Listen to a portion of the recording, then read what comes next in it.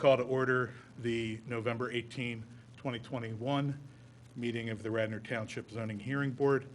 We invite you to join us in the Pledge of Allegiance.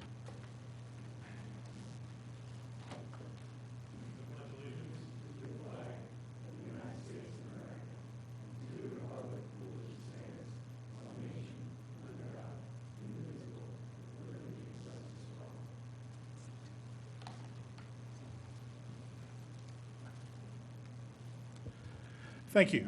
We have a full collection of zoning hearing board members and alternate members this evening. So the permanent members will be voting on this evening's matters. The alternate members, to the extent that they wish to do so, certainly may participate in the hearings. So thank you. We will move to the first appeal. This is Appeal 3114, the applicant Provco DT Wayne LLC, property located at 108 East Lancaster Avenue and zoned Wayne Business Overlay District. The applicant is seeking a special exception pursuant to Section 280-101A1 to permit the existing non-conforming general office use to be changed to an orthodontist's office, also defined in the Township Zoning Code as a general office. The applicant is also seeking such other relief as is deemed necessary or appropriate by the Zoning Hearing Board. Mr. Falcone.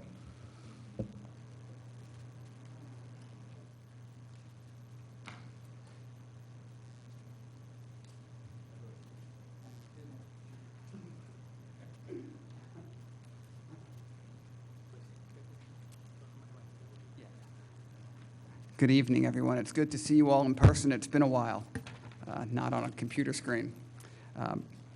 So we are here, as you noted, on behalf of Provco DT Wayne, who is the owner of a couple of condominium units in Steepleview Condominium right there in downtown Wayne. We are seeking a special exception tonight. You may recall, I think our initial zoning hearing board application was for a variance, but after discussing the matter with your zoning officer, we determined that a special exception was a more appropriate application as we have existing non-conforming use in that space today, which is office and studio, and ultimately, pursuant to your code, a special exception is required to change the use or expand it in some fashion. Mr. Falcone, I'm sorry, if I could interrupt, I should have done this earlier. Kevin Kachansky is joining us via Zoom this evening, so you may hear a disembodied voice from time to time during the course of the hearings, but Kevin could not be with us in person today, but he'll be participating via Zoom. Thank you, Dave. Thank you, no problem, no problem. The space today is used by the Uncommon Individual Foundation, as well as a studio in that space. The space is approximately 2,000 square feet. The proposed use is as an orthodontist, as was noted in the application, and the orthodontist would use the entirety of the space, again, just about 2,000 square feet.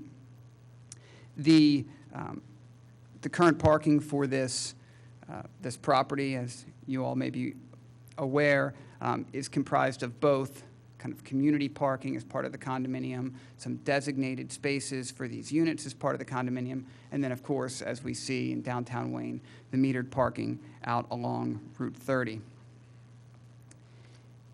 I have with me tonight, on behalf of Provco DT Wayne, Kent Silvers. Kent is the vice president of Provco. I also have with me, though I don't intend to call him unless the board has questions, the orthodontist who would be occupying that space, just if there's any questions for him. As you noted, the Radnor Township zoning ordinance defines office to include all types of office. They don't distinguish at this point with respect to medical office or general office.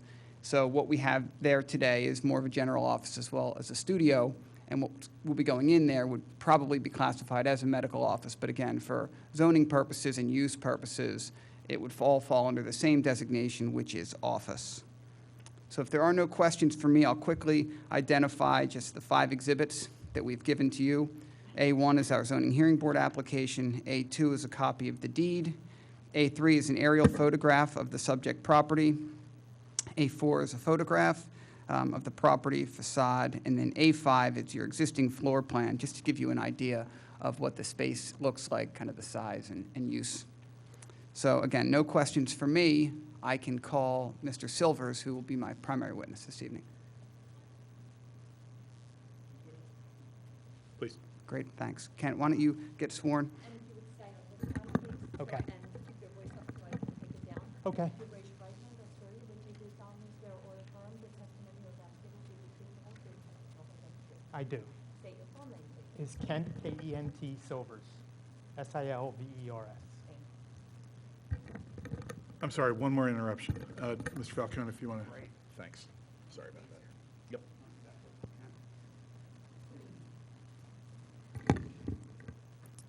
So Kent, by whom are you employed?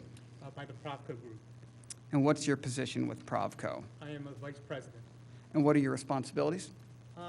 On a day-to-day basis, it's buying, selling, managing, leasing real estate for the portfolio. And the subject property of this application is a part of your portfolio, correct? It is, And you're familiar with the property? very much so. And you heard me mention in my opening, but what is the property presently used for? It is used for the nonprofit wing of our business. It's the Uncommon Individual Foundation. It's studio and office space.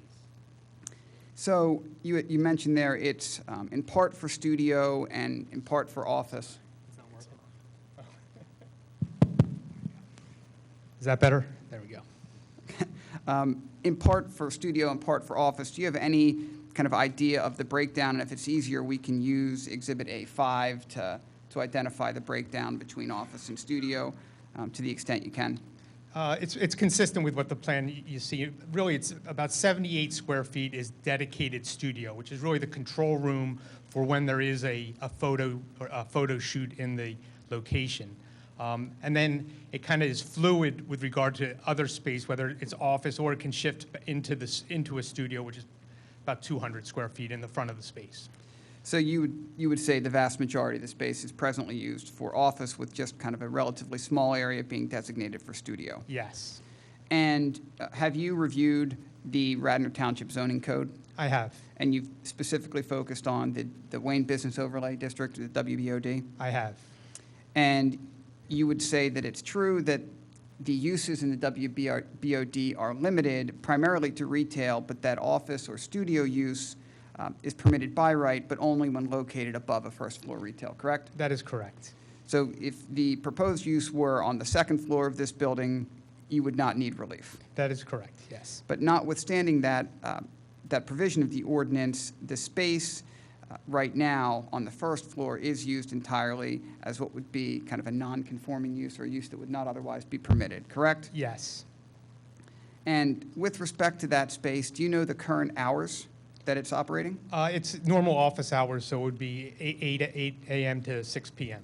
And then how, Again, because of COVID, it's kind of fluctuated quite a bit in the last couple of years, as everything else has. and then how about permanent number of employees that I would say are on a daily basis or a routine basis using the space? Approximately 4. And then on top of those 4 regular employees, do you have a variant of folks that come in to use the studio or to visit the office for whatever reason? Absolutely. And that would just be on a case-by-case basis, and that would be kind of normal, everyday in and out traffic. Correct. I mentioned in my opening a little bit about parking and the fact that this is part of a condominium. It is part of the Steeple View condominium, is that correct? It is. And does the property have access to off-street parking? It does. It has 3 dedicated parking spots, which are solely for the employees of the UIF. In addition, there are 4 additional spaces that are common spaces that we can utilize during business hours during the week from 8 to 6, as well as on the weekends. And that would be a limit on that use, though, kind of outside of that 8 to 6 period, they're designated for residential use. Is that correct? Correct. And is it the applicant's position that to the extent any additional approval might be required as part of the condominium documents, you would seek that following the township's decision? Absolutely. And are you familiar with, obviously, the Uncommon Individual Foundation's everyday use? Yes, they're a mentoring a mentoring company. They mentor individuals and they mentor businesses to teach them how to mentor people. And you've had the opportunity to kind of visit that space during their operation, is that correct? I have. And you're familiar with the general area where the subject property is located? I am. I've been in the real estate business now for about 25 years. A large portion with Provco is in Radnor Township. We have multiple properties here, so I'm very very keen on the township and the real estate here. And you're also a Radnor resident, correct? I am a Radnor resident as well. And so as part of your business, you would say you would frequently evaluate not just real estate in Radnor, but real estate kind of across your portfolio. Is that correct? Of course, yes. And that's for both purchase and for lease? Yes. And based on that analysis and your knowledge of this area, you're familiar with what you would consider the general character of downtown Wayne? I would, yes. And based on that experience and knowledge, do you believe that using the space, although it's presently used for office, to continue that use for office would be materially detrimental to the surrounding area? No, I think on the contrary. I mean, on a large scale, retail has really struggled through this COVID period. And I think downtown Wayne, it's no different. I mean, there's certainly a number of vacancies along Lancaster Avenue. And I think this is a use that will bring some traffic back into the town. And it's close proximity to the middle school is terrific and convenient for families that are right there, that they can pop in before or after school. And are there other similar uses located in the downtown Wayne area? I know there are a few dentists, and there's certainly a lot of eyeglass places or opticians. Okay. And are you aware of any concerns with respect to those uses? Have they come to your attention in your analysis of the area? No, they haven't. I think they fit in well. And you're familiar with the terms of the proposed lease for this space? I am. And it's as an orthodontist office, is that correct? Correct. And you're generally familiar with the intensity of the proposed use from kind of a use perspective, is that correct? We are. We always evaluate that whenever we're putting a tenant in. We want the tenant that we install to be successful. We don't want to set them up for failure. So we're always monitoring parking and other factors. And based on kind of that analysis for this space, and you own a couple of properties in downtown Wayne Provco, is that correct? We do. And based on your leasing experience and familiarity, do you envision any significant traffic impact that would be thrown off by this type of a use in this space? None more so than what's there now. And do you believe that there would be any type of a nuisance created by the proposed use? And by that, I mean kind of noise, odor, smoke, dust, anything like that? Nothing like that. And again, having negotiated the lease, are you familiar with the proposed hours of operation for this space? I am. And what would those be? Again, they're office hours, so 8 to 6, Monday through Friday, and then potentially some Saturday morning hours. And you've had occasion to speak with the proposed tenant about staffing in this space, obviously. And is it your understanding that staffing at first would be less than the Uncommon Individual Foundation as it's today? That is my understanding, yes. And that ultimately on the high side, as business would ramp up for this orthodontist, he would be in line with the number of employees that are presently at Uncommon Individual Foundation? Yeah, he informed us that I think their maximum would be 4 people, ultimately when they get up and running and are successful. And are you proposing to make any structural changes to the building as a result of this application? No. And so setbacks, building height, all of those things will remain as they exist today, correct? Yes. And the current use of office will be, I guess, eliminated if this application is approved, correct? Yes. So I have no other questions for Mr. Silvers. Any questions from the board? Well, sorry, I have a couple questions. Almost a clean. There's always somebody. Almost a clean getaway. So the current use is an office use. Was relief sought from the zoning hearing board to permit that use that would otherwise not be permitted in the WBOD? I don't believe it was. Again, it was a studio and office use, and I don't think it was required at that time, or we were told it was not required. Okay. So the studio part perhaps was construed as retail.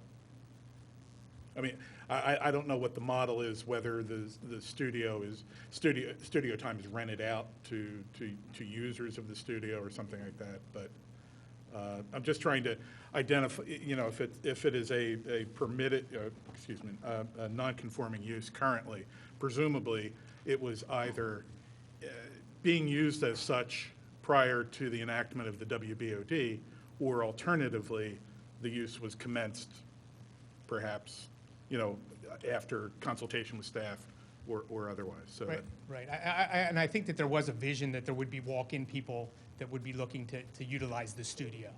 Again, because of COVID and things that have happened over the past couple of years, that never necessarily transpired, but I think that was the vision. Do you know when that transferred? I know Bang Olufsen used to be there. When did it become the studio? Do you know what year? I would say about 3 years ago. Kevin, if you're out there, do you have any knowledge? Yes, so in our WBOD, it actually classifies office or studio as one use in that code. So under the WBOD regulation subsection B, dwelling units, office or studio. So it classifies those two under the same heading. So we didn't take any exception to the change of use from office and studio from what was previously there. right, and that was just straight retail prior to this use. Yes. Thanks, Kevin. Any other questions from the board? Okay, thanks. Thank you. Thank you.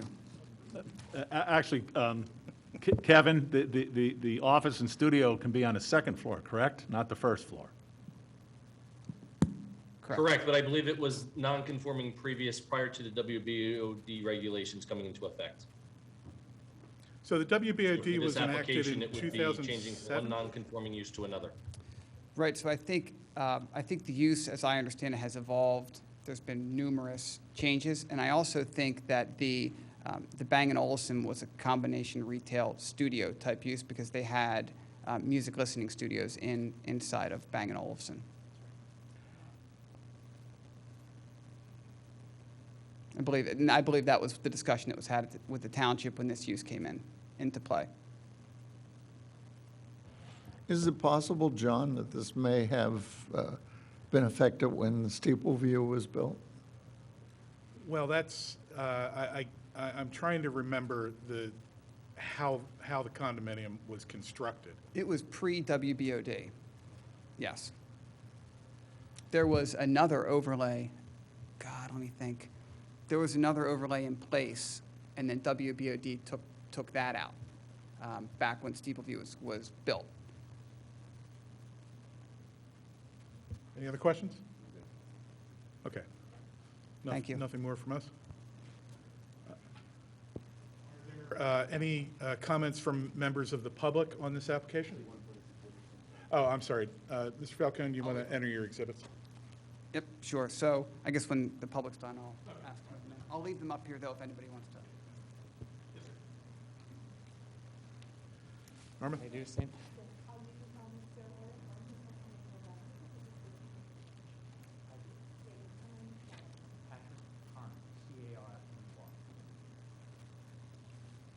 Good evening.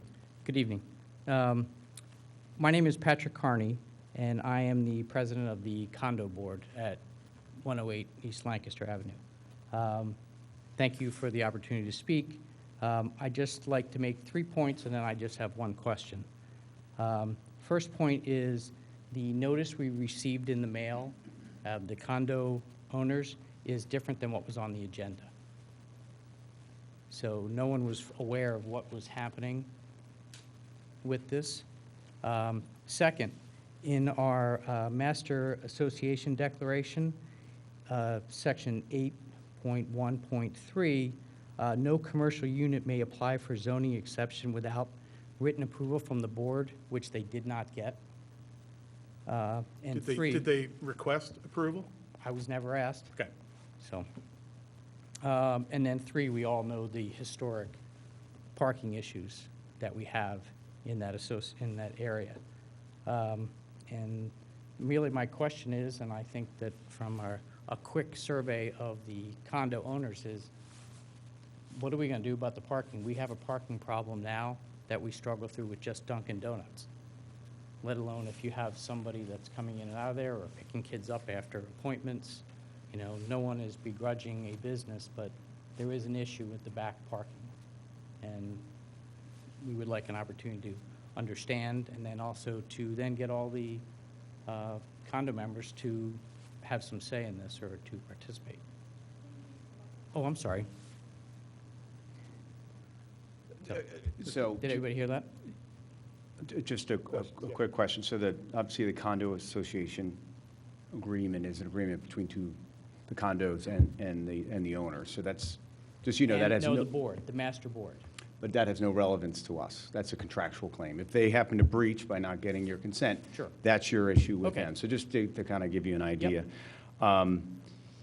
I guess I always wonder if a retail space or an orthodontist or a Dunkin' Donuts or a retail, you know, a Gap is going to cause any worse parking than there already is. You know, I'm kind of always wondering what, you know, other than having you know, like a dwelling there, I'm not sure how you really cut back on parking. So, but I get you. I'm a block and a half away from the center, so I get it. But I mean, what I'm struggling with when you're talking to me is about what other purpose that is allowed here do you think would be better from a parking perspective? That's what I'm trying to struggle with. I know, that's not Yeah. really my Okay. position, is to help them determine what goes in there. And I Just guess to my highlight some of the things. last question is, since are you in favor of it or are you not in favor of it? I haven't really had much time to think about it. I just figured it out this afternoon when we looked at the agenda to see what time we were going to be on for, and realized that there was a difference. There was a specific purpose that it was being offered to you all. You might want to put it on a record if you're against it. I would like more information, so I would be against it. Okay, thank you. Mr. Falcone, would you like to address the notice issue? You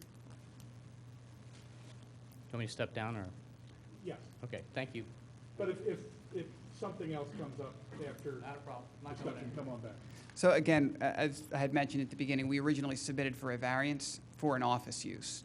So again, after discussing it with your zoning officer, determined that it was a special exception that we would need. Again, for the same use, for office use, and both the application and the mailing and public notice stated any other additional relief that might be necessary. But the ultimate end use has been consistent from the beginning, from the application. It's an office use, end use. It's just what gets us to that point, whether it be variance or special exception. Thank you. So, Dave, I'm sorry, one more question. So the only difference between the note, I don't have the notice that went in the mail. The only difference is one said variance and the other one said special exception. I'm going, we have the notice in our package. I actually have one. Okay. So we. Well, I'll still let you answer the question. Right, so our application and the narrative associated with it specifically noted variance. The change is to special exception. Okay. That is the difference between the two. But ultimate end use is the same, it's office use. And that, I think, in and of itself is a confusing thing pursuant to the Radnor zoning ordinance. People think office and they think office. They don't automatically think medical office. But for zoning purposes and application purposes, that's the use we have to seek, is an office use. And just to confirm, in the notice, you had the catch-all as well as any other such relief that is? you have That's that in our there? application, yep, that's in the. In both notice. I know it's in the one that I have in front of you, but in the one that went out to the neighbors, did that have it in there as well?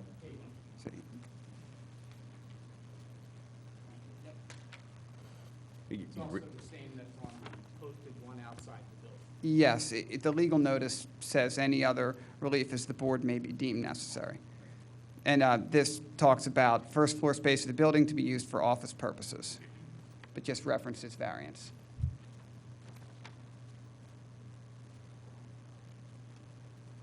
Any other questions on this point?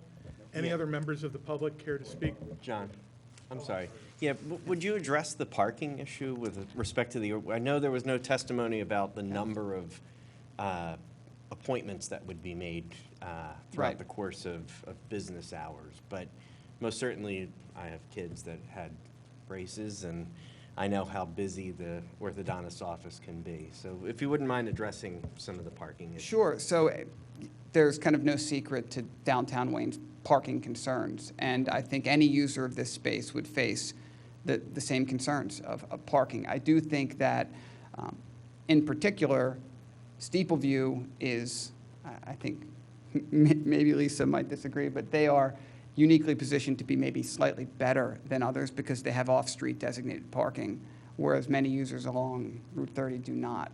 So, there has been disputes between the residents in Steeple View and the commercial users in Steeple View, but in the end, what you have is commercial users that have designated spaces for just their use.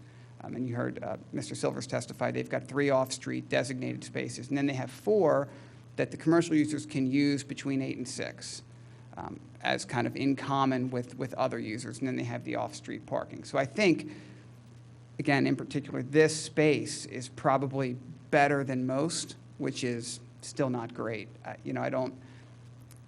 think one of the questions was, what else, I think Brad had mentioned, what else can you put there that would be better? I don't know.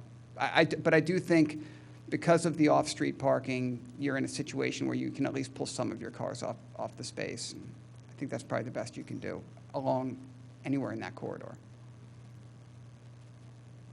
I wish I had a better answer for you. Okay, thank you. Yeah. Any other members of the public here to speak on this application? Okay, seeing no further public comment, I would ask for a motion to begin consideration. Sure. I'll make the motion to approve the special exception under Section 280-101 A1 to permit the existing nonconforming general office use to be changed to an orthodontist office use, but I'll probably more lap that as an office use to an office use. Second. Oh, yeah, I'm sorry. So Now you can enter your exhibits. I would just ask that the exhibits be moved into the record, please. Without objection. Thank you. Is there a second for the motion? Second. Board discussion. I guess I'm a little confused. There seems to be an assumption, once you have a non-conforming use, you can forever have a non-conforming use.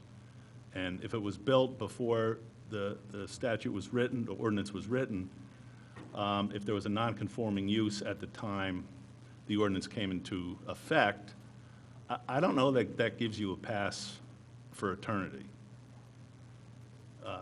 Kevin, I don't know if that was your Sure. thinking on that, Yes, or? there's a provision in our code that specifically addresses that. It's 280-101A1. A non-conforming use may be changed to another non-conforming use by grant of a special exception upon determination by the zoning hearing board. Understood. So they have to get a special exception. It's not just Correct. something that's an automatic approval. Correct. Right. Which And the is what burden for brings them special here tonight. exception is a bit more than a variance. Well, no. Use variances are more than Use variances, dimensional yes, variances. okay. Special exceptions are probably a little less than dimensional. Right, got it. But the main issue is, so we have an ordinance that says no offices on the first floor. And understanding it's non-conforming, what's the basis to grant this relief? Well, We're The board's chatting now. Okay. I If you need think, me help. I think the solicitor will help us on this one. yeah, Yeah. George, I think if you look at the language of 101A1, Right? it tells us in determining relative detriment, so it's based on detriment. Well, I'll back up a bit. Will be no more detrimental to its neighborhood and surroundings than is the use it is to replace. And then in determining that, the question is traffic-generated nuisance characteristics such as noise, dust, smoke, fire hazards, hours and manner of operation. Right. So the threshold's pretty low in that sense. Okay. All right. Well, thank you. That's helpful. Any other board discussion? Okay, seeing none, I will call the vote on the motion. Mr. Weitzman? Aye. Mr. Delizia? Aye. Mr. George Nagel? Aye. Mr. Lord? Aye. And I'm also in favor. That's 5-0. Good luck with the project, and thank you for your participation this evening. Yep.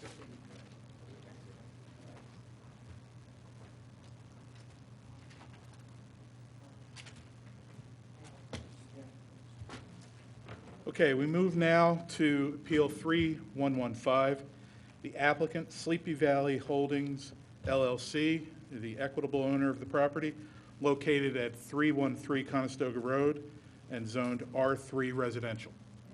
The applicant seeks a variance from Section 280-25D, which requires an aggregate side yard of 35 feet, neither being less than 15 feet in width. Is the applicant ready to proceed? We are. Good evening, Mr. Chairman. Fred Fromhold, I'm an attorney and represent Sleepy Valley Holdings LLC, and we have two witnesses this evening, Mr. Vince Spizzato, who is the sole member of Sleepy Valley Holdings, and Chris Yan, who is our civil engineer on this project. And I have a packet of exhibits, if I may hand them to Certainly. all of you.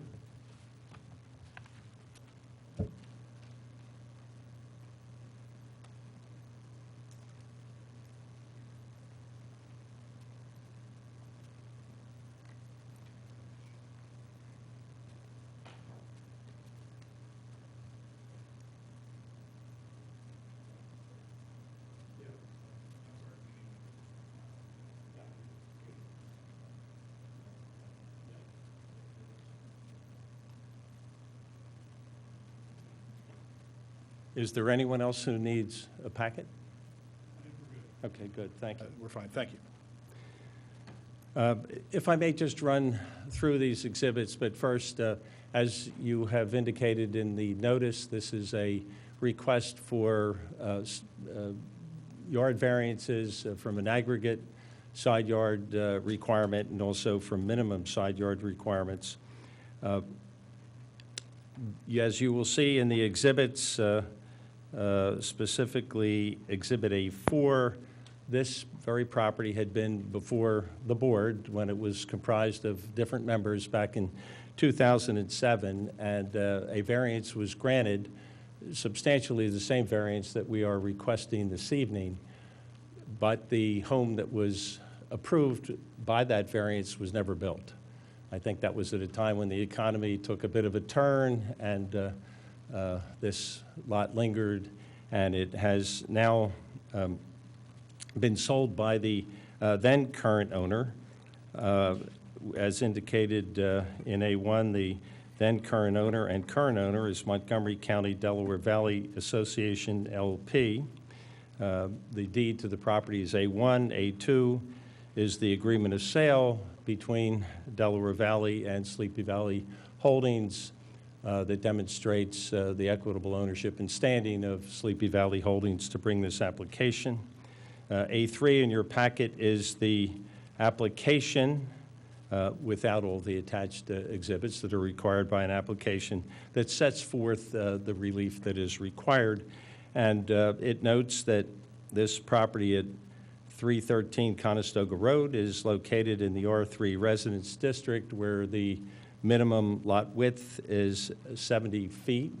The lot width of this lot is 52.2 feet, so it's a non-conforming lot, but that is permitted under 280-101, provided the setback requirements are met, and that's why we're here this evening, because the setback requirements are not met now as they were not met back in 2007.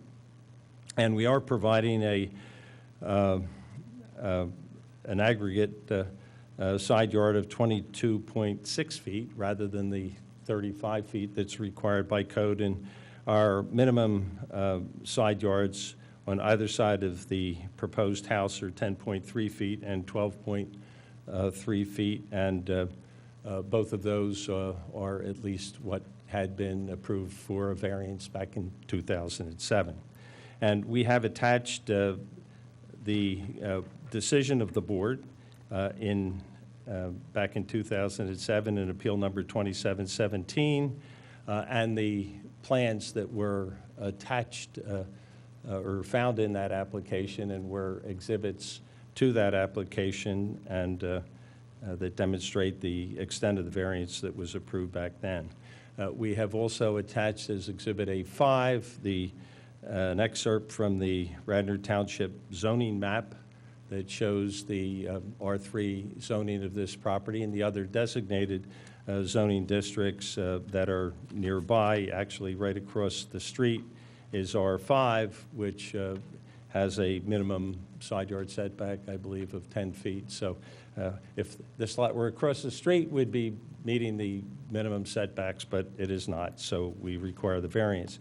A6 is an aerial photograph that shows the property. There is a red dot somewhat in the middle of A6. It is a vacant lot. It's a lawn area.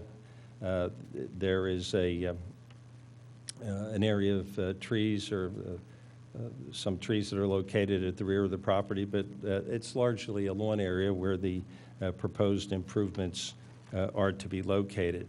A7 is an existing conditions survey of the lot in question prepared by the Schott Group, LLC. A8 is the site plan prepared by Yon Engineering, and Chris Yon will describe that site plan to you.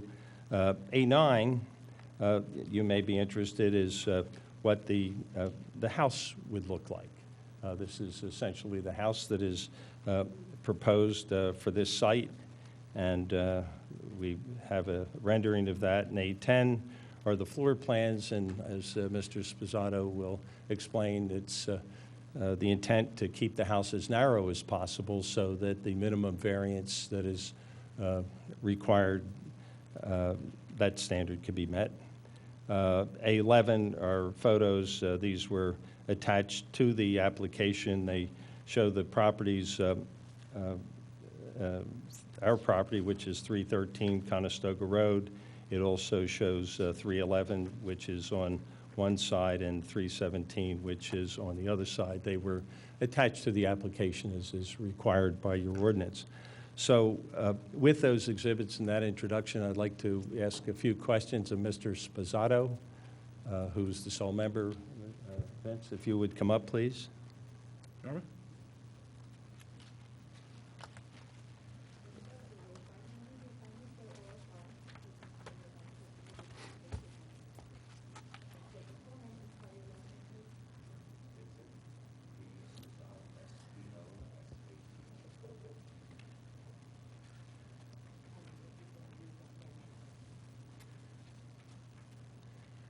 Vince, what is your occupation? I am a builder developer. And what?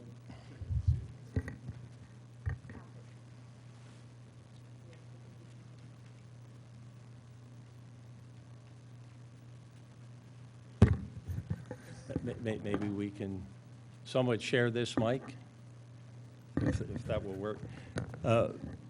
Vince, you're a builder developer, and do you do mostly residential building? I do. And Exhibit A2, which has been presented, is an agreement of sale between Sleepy Valley Holdings LLC and Montgomery Del Val LP, which is the owner of the property. And what is your position with Sleepy Valley Holdings? I am the sole member. Right.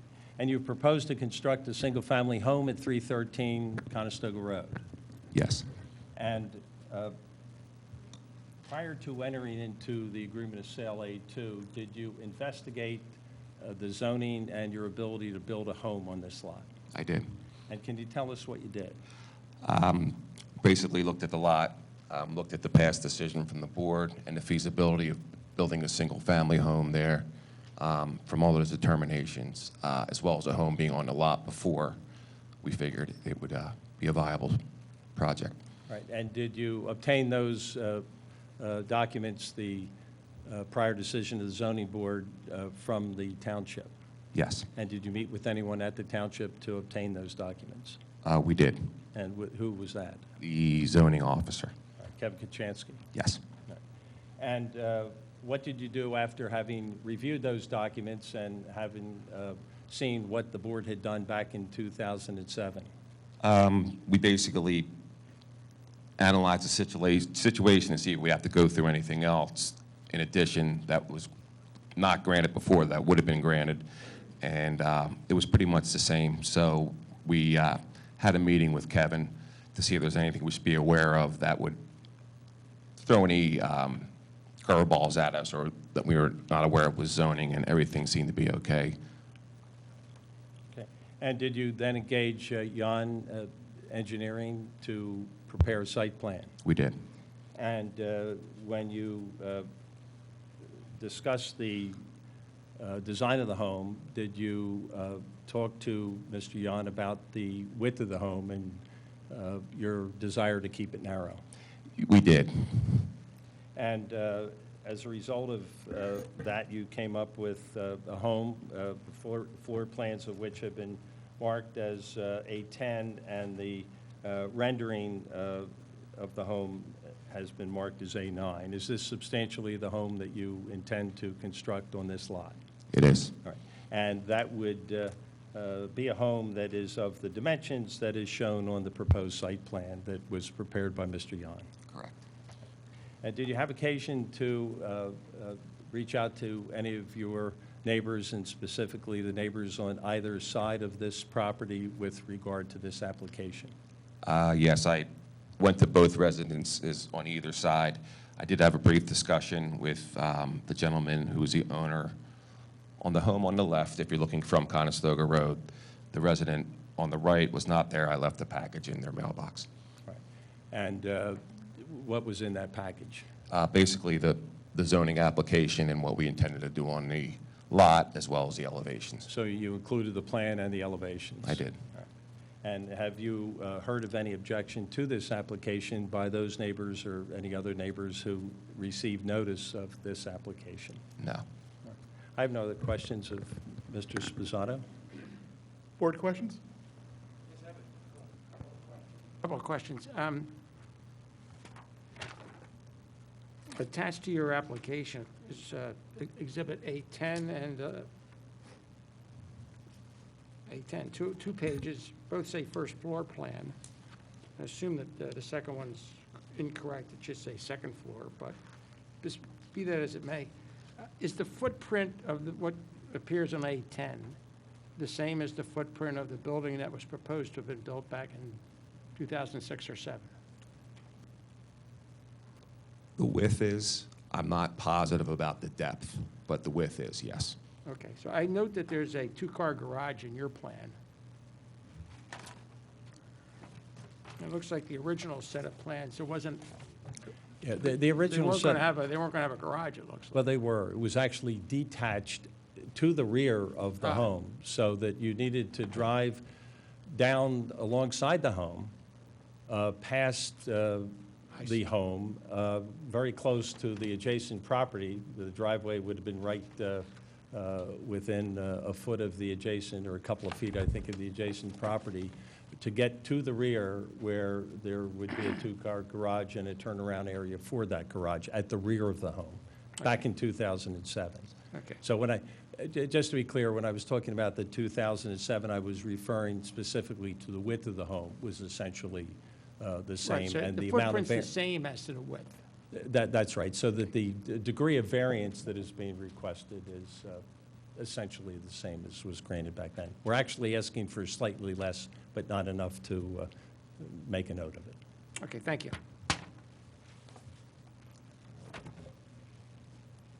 Any other board questions? I have a question. On A10, there is a calculation of what is ultimately identified as, I guess, livable square feet in the property. Does that include the basement? I'm assuming that includes the basement space? It does not. It does not, okay. So the plan that was considered by this board for the prior variance, it appears to me they were looking at constructing a property with approximately 1,636 square feet. There are several plans along the evolution of the lot. I'm looking at the plan Right. that's Yeah. attached Right. to the Okay. order that you provided as Exhibit A4. So that would be the plan that this board approved for the prior variance. That is correct. Yes. Okay. It And was- now we're looking at a property of 3,000 square feet. Correct. Yeah, and if I could address that, Mr. Chairman, the relief that is requested relates to the side yard. It doesn't relate to the size of the house or how deep the house is. And the difficulty is having a house that is any narrower than what is proposed. So that was a minimum width house to get use of that house. This is a minimum width house.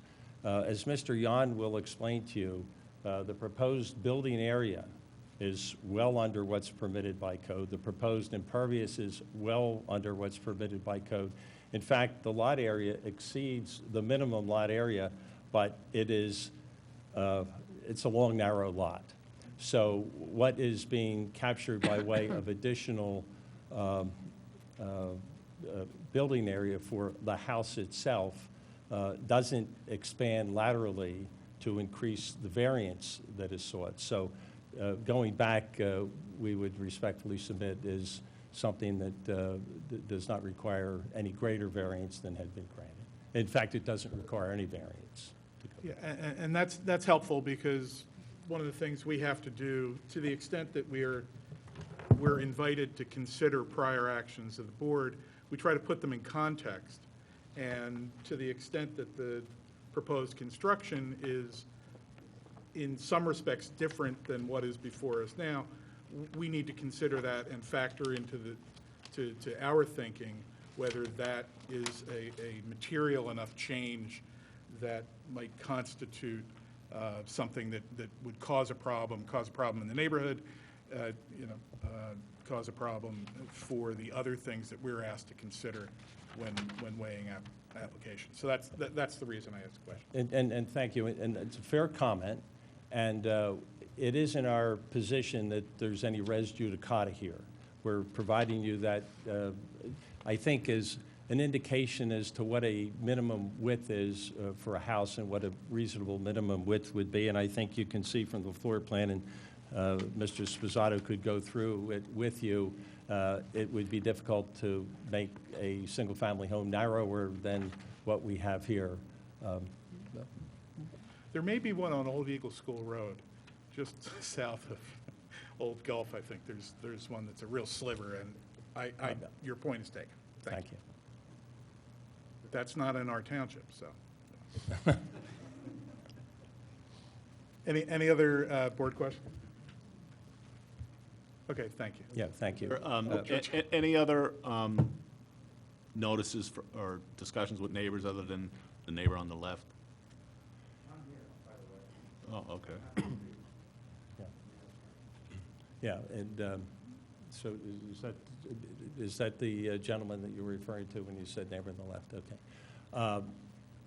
We had thought about that, and given the location of this property, when you look across the street, the homes that are across Conestoga Road in a different zoning district, but they sit up, they're really not affected by the variance that is being sought here at all. We're meeting the front yard setback. We're meeting all the other requirements for impervious cover, building coverage. It's the lot width that is the issue here in this case, and felt it really important to have the discussion and at least reach out and provide the plans, because when someone gets a zoning notice, what they get is a notice that a yard variance is being sought, but they don't get the plans, they don't get to see how the property is going to be laid out and so forth, and we wanted to be sure that that was provided. Okay, thank you. Okay, thanks. Good. Chris?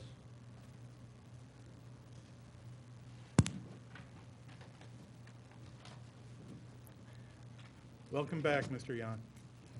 Thank you.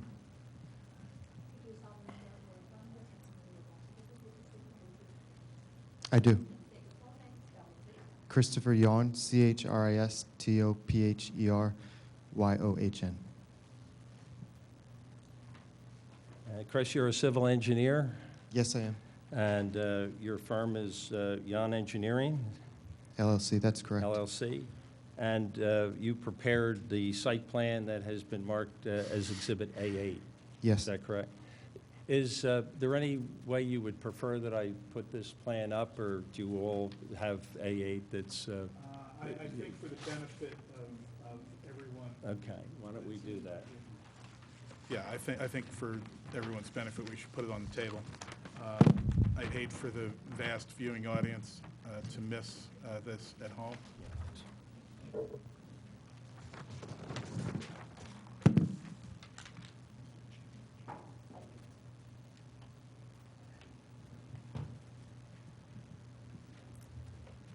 Is that our maximum focus there? Is that? All right. Chris, you prepared A8. Could you tell us about A8, how that was prepared? Yes, so first, the survey was performed. That was done by the Shock Group. And then, When you say the survey, that's the survey that has been marked as A7.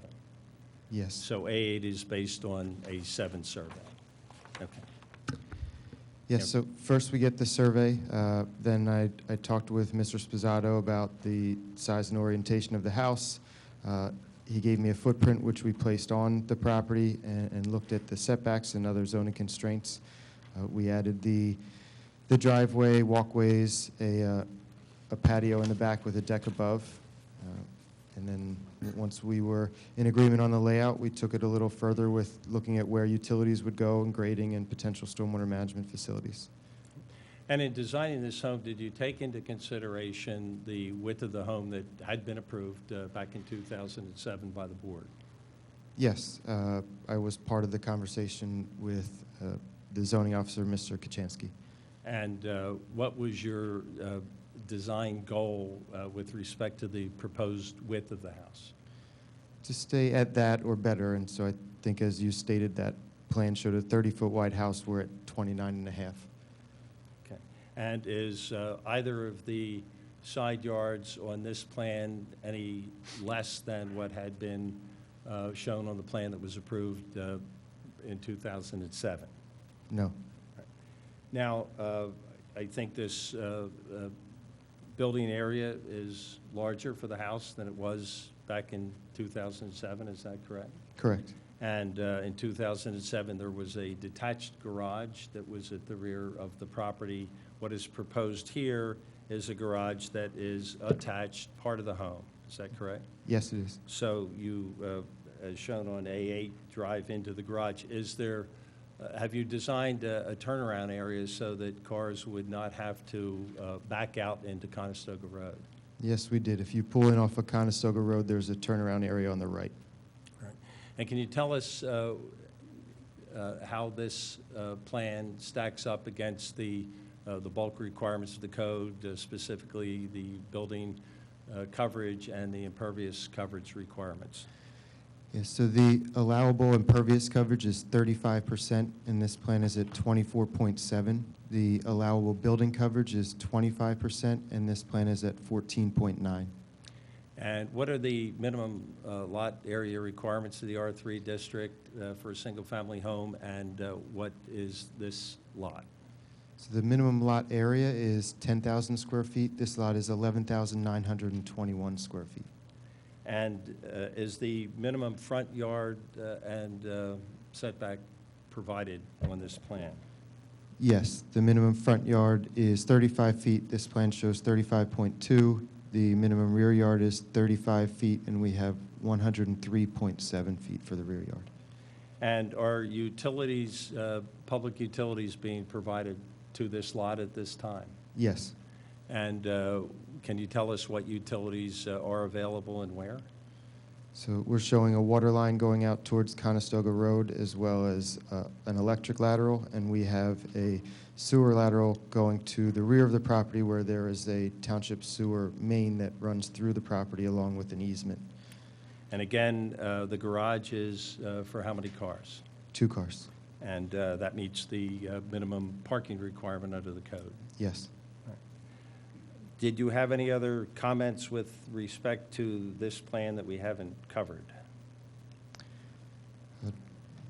No, I mean, going along with the utilities, my understanding is there was a house here about 20 years ago that burned down, and I think that was part of the previous zoning approval, and so As to utilities, there, we can still see the, sewer vent that was there before, and we would try to connect to that.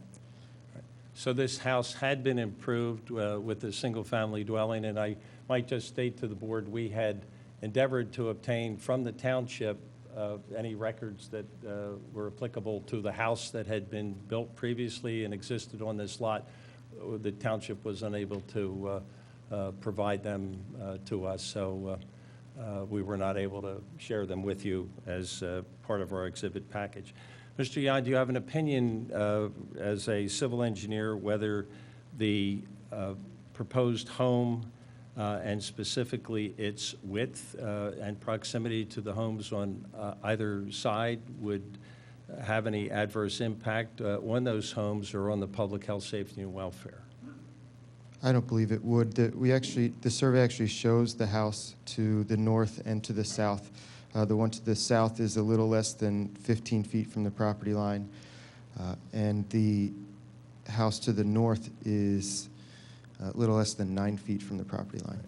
And in terms of your ability to design stormwater management for this house that's consistent with the ordinance, do you have enough separation between the home and the property line on either side to handle stormwater management so that there are no adverse impacts to either of those properties as a result of the proposed construction of the home or any of the driveway areas?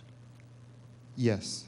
In fact, this plan shows some conceptual stormwater design. It shows some roof drains taking water to a stormwater system in the front yard and an overflow going to one in the rear yard and eventually a spreader all the way in the rear of the property. So would there be any flows from this proposed construction that would go into the adjoining properties on either side? No, it would maintain the same drainage pattern, which is flowing from the front of the property to the rear. All right. I don't have any other questions of Mr. Yan. Questions from the board?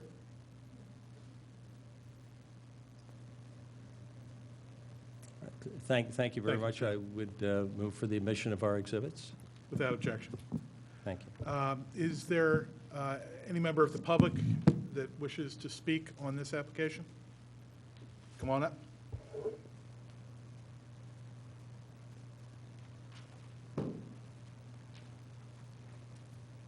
Good evening. I you solemnly swear or affirm the testimony you are about to give will be the truth and the truth so help you God. State your full name, spell your last name. Joseph Romer, R-O-E-M-E-R. Mr. Romer, good evening. Where do you reside? I reside at 317 Conestoga Road, adjacent And- property. Okay, thank you. Please. Thank you very much for taking the time to hear us out. I apologize, it was quick notice. We don't have a lawyer. I think we've had some family emergencies going on, so we're short notice. So please take that with sort of the grain of salt. I'm not a professional here, and I'll make some comments as I've seen them. So thank you for the time, and I appreciate the work you guys are doing here. So for me, personally, we're 1 year into buying this home. We bought it last year in September. The vacant lot that they're referring to has been vacant for over 20 years. We had no expectation with the narrowness of that lot would actually have a house on it or a house built. It is a very narrow lot. I think you can see it from the perspective. If you actually look at the variance they're asking for, it is a significant variance. I don't want to undersell that. It's 64% of the requirement of a side lot. 64%. It's not a close variance. It's not a tiny variance. It is a significant variance they're asking for overall. And if you look at the plans that are up there, that driveway, I think I heard a description of a driveway that was close. That driveway is 3 feet from our property line on the edge. That is excessively close to my property line to have a driveway be put in. I think as well, we were very concerned, if you look at these plans, I don't believe they asked for all the variances they need. So that variance is not included, is the AC unit. I think by your code, and again, I'm reading your code as not a professional here, so I looked at your code quickly. It seems like you need 10 feet from the AC unit to my property line. It is 10.2 feet, I believe is what they've said. A standard AC unit is at least 1 foot away, 3 foot in dimension. They are not meeting that, and I do not see that variance requested from you. So even if you do grant this variance, I don't think they can build this house as designed. I believe this would also create an unsafe dimension on the road. If you actually look at this location, there's a curve where numerous times during the day, you'll hear people honking, because either people are pulling into the houses on the right, people pulling into the houses on the left. You're adding 2 more entries right around the curve on Conestoga Road, and people do park on this street. So you're gonna push people to park closer to my driveway, which limits my visibility to see down the street and around that curve, which people travel very quickly down, unfortunately. It is a very busy road. So I think you're creating an excessively unsafe exit for me when I need to turn left. I think I'll reduce visibility when people across the street and they have a shared driveway and 264 park on the street. So it is very common for them to park on the street in front of this lot in the use. If you take a look overall as well, I think they keep mentioning the previous board meeting, which you guys gave, or a previous board gave authorization. The conditions in which that authorization gave are not the same. So I would ask you to disregard that approval. In 2005, our home was not built. Our home is a very large home. We talked to the neighbor across the street. She will tell you the home was there previously was a tiny home. I'm not sure how many of you have been here a long time. I assume many of you have been. So the proximity of the variance they got before, I'm sure if someone was looking at it, would say, it isn't that close to that home. That home was a tiny home. They built a very large home. We're very fortunate to be in that home. But the conditions are not the same, as well as the notes from that meeting. I think as this group stated, they had no guidance on the dimensions. The answer was, I think it was a 30 by 30 home. It was not, it was a 30 by 30 home. There was no evidence supporting that it was a home of that size on that lot. I would dispute personally, and I'm not a builder, that you can build a much smaller home. Our city of Philadelphia is full of 16-foot homes. A 16-foot home would be conforming. They're called row homes. There are also tiny homes, as you may have mentioned on Eagle. You can build a conforming home on this lot and be in compliance. It may not be popular in Radnor. I will tell you personally, if I was a small family starting out, to be that close to Wayne and buy a house at 16 feet, I lived in a row home, I would buy a house like that. I don't know why we would say it is a hardship or you cannot sell a house like that in this area. Overall, I'd love to say that I think, thank you for hearing this. I certainly appreciate you taking the time. I'd remind you, significant variance, not supportive of this at all. I think it is a great impediment at 10 feet from my home. I'm certainly worried about safety of the traveling on the road, the traffic pattern, and I would ask what the board would do post happens if this does get approved around evaluating the traffic in that section. Thank you. Thank you, Mr. Romer. Is there any other public comment on this application? Please come up.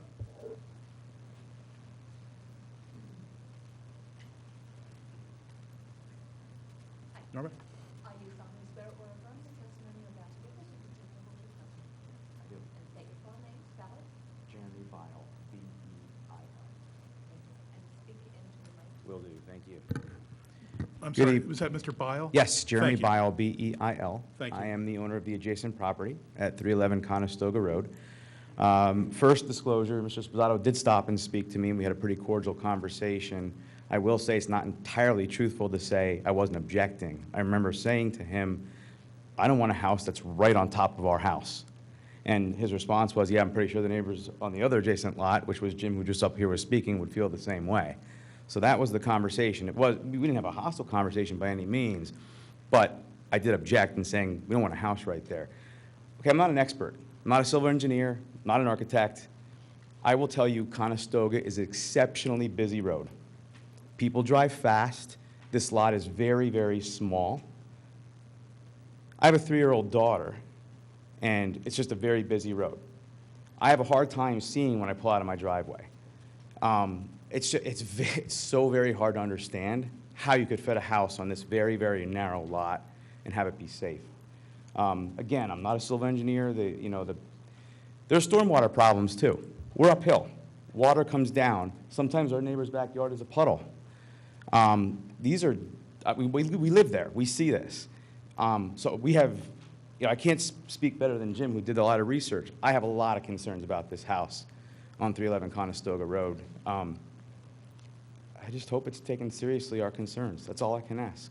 I'm not an expert. I'm just keeping it real. I would feel very claustrophobic. It would be right on top of us. It's tough to take. So thank you for hearing me. Thank you, Mr. Bob. Any questions here? May I ask you, Mr. Bile, a question? Sure. Yeah. Mr. Bile, you have seen A8, is that correct?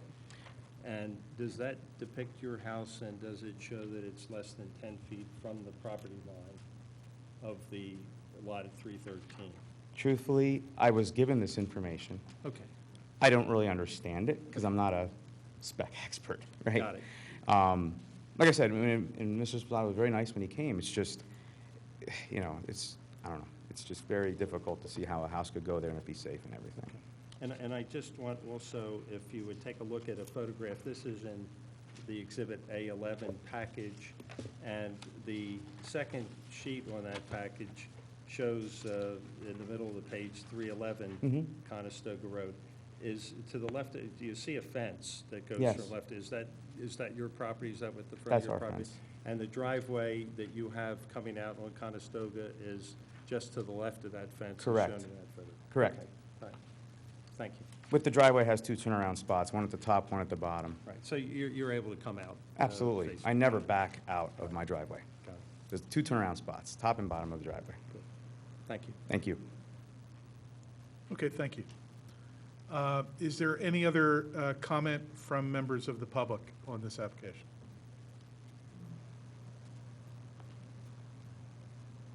Please come on up. I'm sorry. Raise your right hand. Do you solemnly swear or affirm the testimony you're about to give will be the truth and the truth but you? Thank you. State your full name. Stop.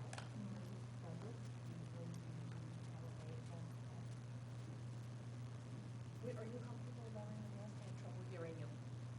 And speak into the mic. Okay, Hi. is it Ms. Douglas? Yes. Okay, great, thank you. Good evening. Hi, good evening. Where do you reside? I'm sorry? Where do you live? I live across the street at 264 Conestoga Road, which I guess people think doesn't matter, but it does. The Radnor Township, I've lived here for over 20 years at that location, and it is becoming extremely tight, and I'm concerned about the stormwater and the parking and the traffic. I have a killer driveway. I'm on that blind corner, and people are zooming by, and it's very congested. And to say building a 3,000 square foot is the smallest house that you can build in Radnor Township, I disagree. My house is not 3,000 square feet, and I'm concerned about the size of the magnitude of this. When I received the zoning variance, I had no idea of the size of the house they were considering, and I received no communication from anyone except that there was a variance requested. And actually, frankly, I didn't even realize 313 was across the street from me because I'm on 264. Usually it's kind of on the same block. I just want to share those concerns, and for whatever that's worth, I'm kind of agreeing with my neighbors on either side of the property that it's very tight there, and I'm concerned about this construction. Thank you. Are you objecting to any construction on the property or merely the size The size. of the proposed structure? I think the size and, making sure that it has proper runoff and access that doesn't mess with the reigning people in the housing in that area. Any other board questions?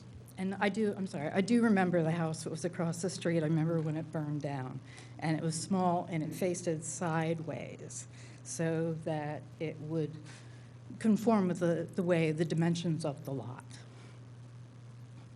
Thank you. Thanks. Is there any other public? May I ask just one question? Yes, quickly.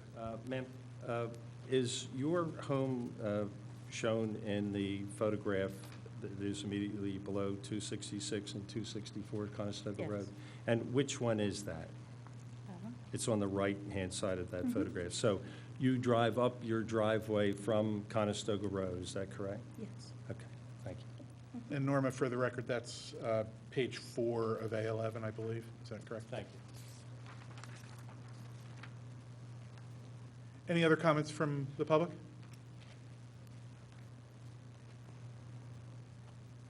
You seem to have something to say. I just wanted to ask Mr. Yan one more question, if I might, with regard to site distance, because there was a question that was brought up as to the visibility coming out of that driveway. Certainly. All right. Chris, did you determine whether there is adequate site distance exiting this driveway onto Conestoga Road, and could you describe that? We believe there is. I didn't go to the site to look at it, but I did from Google Earth and from the survey plan. And basically, we're on the outside of the curve, which makes the site distance much easier to see. If you're on the inside and you're looking to the right or the left, the cars are kind of coming behind you. When you're on the outside of a curve, you have a much easier view. What I do know is that if you look at the plan, there is an edge of pavement noted. And then later, there is a edge of shoulder. And basically, a site distance is measured 10 feet back from the white line or edge of pavement. And so there is a white line there as well. And so that 10 feet is fully within pavement. And so typically where you'd have an obstruction for site distance would be if someone's bushes are coming out too close to the travel lane. Here, because of such wide shoulder, there's plenty of room to see on either side. And how does site distance on this east side of Conestoga Road at that point compare with the site distance on the opposite side of Conestoga Road? So the opposite side would be, I mean, I didn't look at the other side, but just knowing from being on the outside or inside of the curve, being on the inside of the curve, the site distance is always worse. All right. Thank you. I actually do have a question for him. I mean, everything here is just hindering on width of a house. I mean, everything else, site distance, they could build a house on this property by right. They just have to meet the dimensional requirements. So for me, when we're considering a variance, we're considering the minimum relief necessary to overcome the hardship. So you do this for a living. What is too small? What is too narrow? Because certainly you can get, you certainly have a lot of front setback and a lot of rear setback, really a lot of rear setback. So you could make a very narrow 17-foot house. It could be 3,000 square feet. It's just very narrow. It's probably more of a New England type house than anything else. But help me understand that 29 feet, 29 and a half feet is the minimum necessary when I'm looking at it from a perspective of 17, you're in code.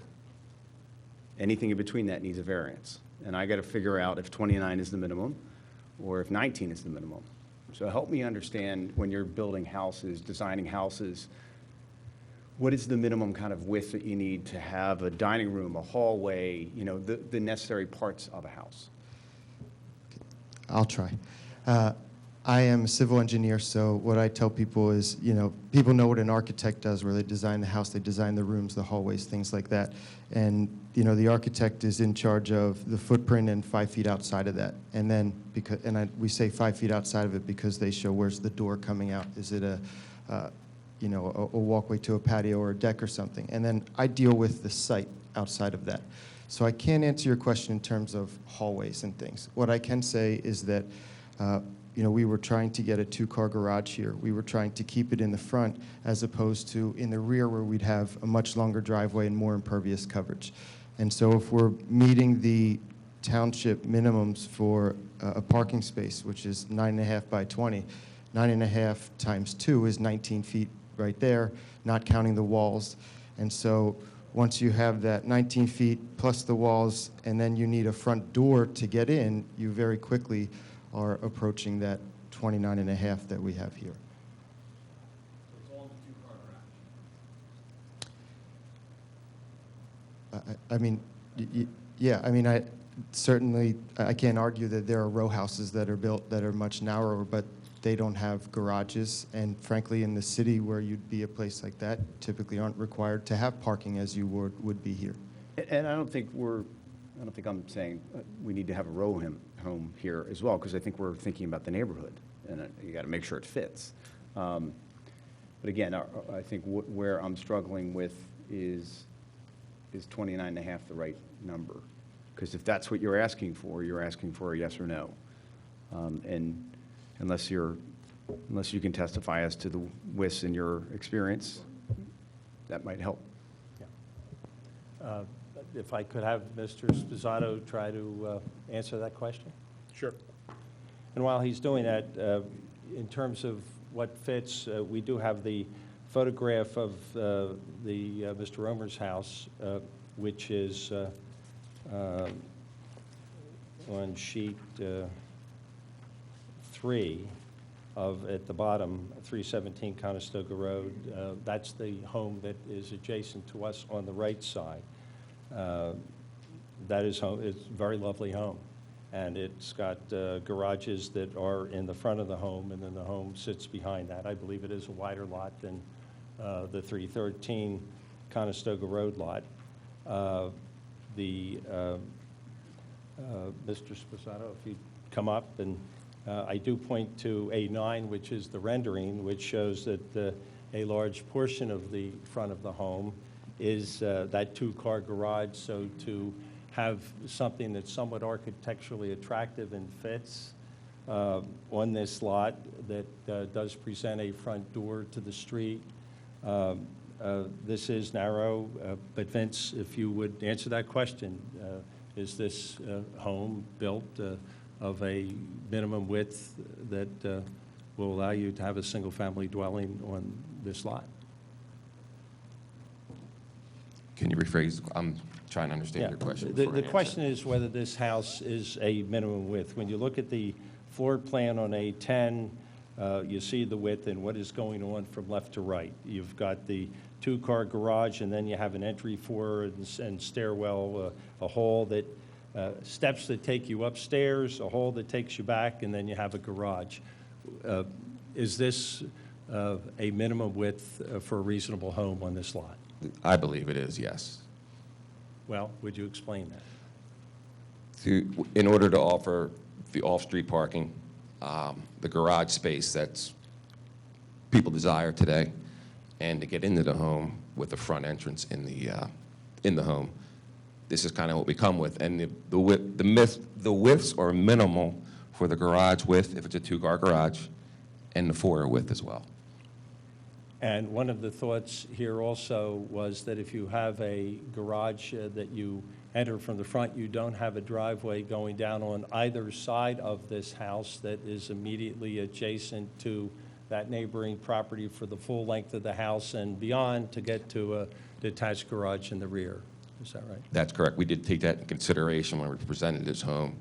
So we weren't constantly bringing traffic by somebody's home, constantly going back in the back of the house and forward and back and forward. I believe that would be of more disturbance than a front-loading garage for the neighbor. And is it your testimony that a front door that does not face Conestoga Road but instead faces another orientation would render any property you might construct unmarketable? It would contribute to that, yes, meaning more unmarketability. Any other board questions? Thank you. Thank you very much. Thank you, Ms. Frum. Yeah. Would anyone like to offer a motion to get discussion started here? Oh, I'm sorry. I thought we were. Yeah, I know. Is there any other member of the public that would like to speak on this application? Seeing none, I'd ask if anyone would care to make a motion to start discussion.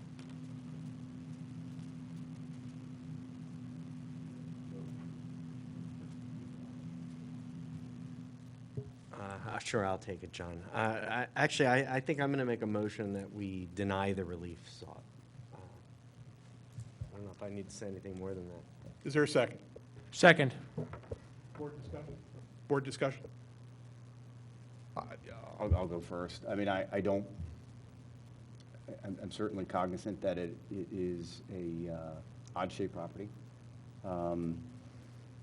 which certainly, gives the lot owner, they need to have a reasonable use of the land. There's no doubt about that. But I'm not comfortable that we're granting the minimum relief necessary to really cure the hardship here. So that's what I'm struggling with. I think we could be building a narrower house. I don't think anyone necessarily is entitled to a two-car garage, nor even having to have a garage. I think a lot of houses in this township have less than 2-car garages and also have no garages. So I think there's ways to design this house to make it more narrow and to have a lesser relief necessary. So I'm certainly not in favor of it. Yeah, this, I'm really on the fence about this, but I do think that there's too much house here for this lot. I'm not an engineer, but the house that was approved by the zoning hearing board back in 2006 or 7 was a 3-bedroom house. Looks like it was 1 bath. Might have been a powder room in there somewhere. This is a 4-bedroom house. It has all the amenities, and I understand why the developer would want this, because people want all of these amenities. At least some people do. Perhaps not everybody does. I think more needs to be done to bring this house closer into conformity so we can grant the minimum, even if there would be a variance or needed. I'm looking at the front porch, and I'm looking at the rendering. The front porch is 10 feet wide. It doesn't have to be 10 feet wide. I don't think it has to be 10 feet wide. The kitchen can be slid over to the other side. There's a breakfast room, but there's a family room. I mean, and there's a dining room. I mean, I thought today people like this open construction thing, and, you don't have formal dining rooms anymore. Upstairs, there's 4 bedrooms, there's 2 baths, there's walk-in closets. I mean, it's a very nice house, but it may not be the house that ought to be sitting on this lot. And that's why I'm coming down on the side of agreeing that we can't grant the relief the applicant seeks under the circumstances. And I might add that it's not because of traffic or the position of people's driveways. We're not here to consider that. Maybe they might have to go in the front of the planning commission, but that's not our concern as zoning hearing officers or the zoning hearing board.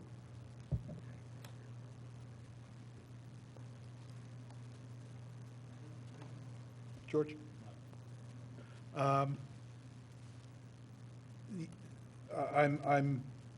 This is a difficult case, but we are guided by the principle that where variances are granted, we are charged with granting the minimum relief that is required to permit the property owner with the ability to use their property. I think there are alternatives here, and as such, I'm going to support the motion as well. So I'm going to call the vote. Mr. Weitzman? Aye. And again, an aye vote indicates a denial of the application. Mr. DeLizia? Aye. Mr. George Nagel? Aye. Mr. John Lord? Aye. And I'm also in favor of the denial. It's 5-0. And that concludes this appeal. Thank you.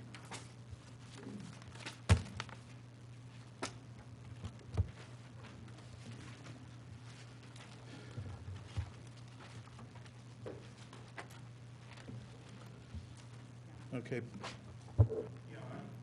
Okay.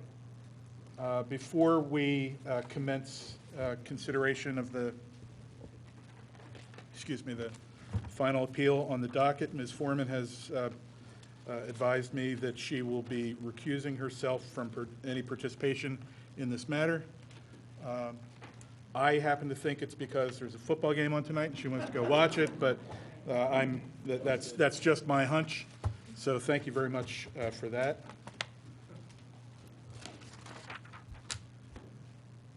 Okay.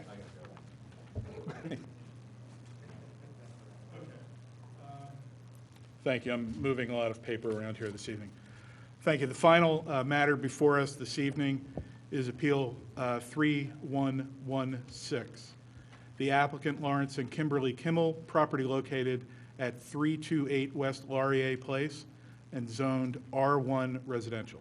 The applicant seeks a variance from Section 280-92A1 to allow a proposed building to be located partially within the required setback area in the same general location as an existing tennis court structure, also partially located within the setback area, and to the extent required, variances from Section 280-112D and E, steep slope regulations, to disturb slopes in excess of 20% in connection with the proposed improvements. Mr. Brosman? Good evening. George Brosman, representing the applicant. If I could have a moment to get my papers. That's a box of papers.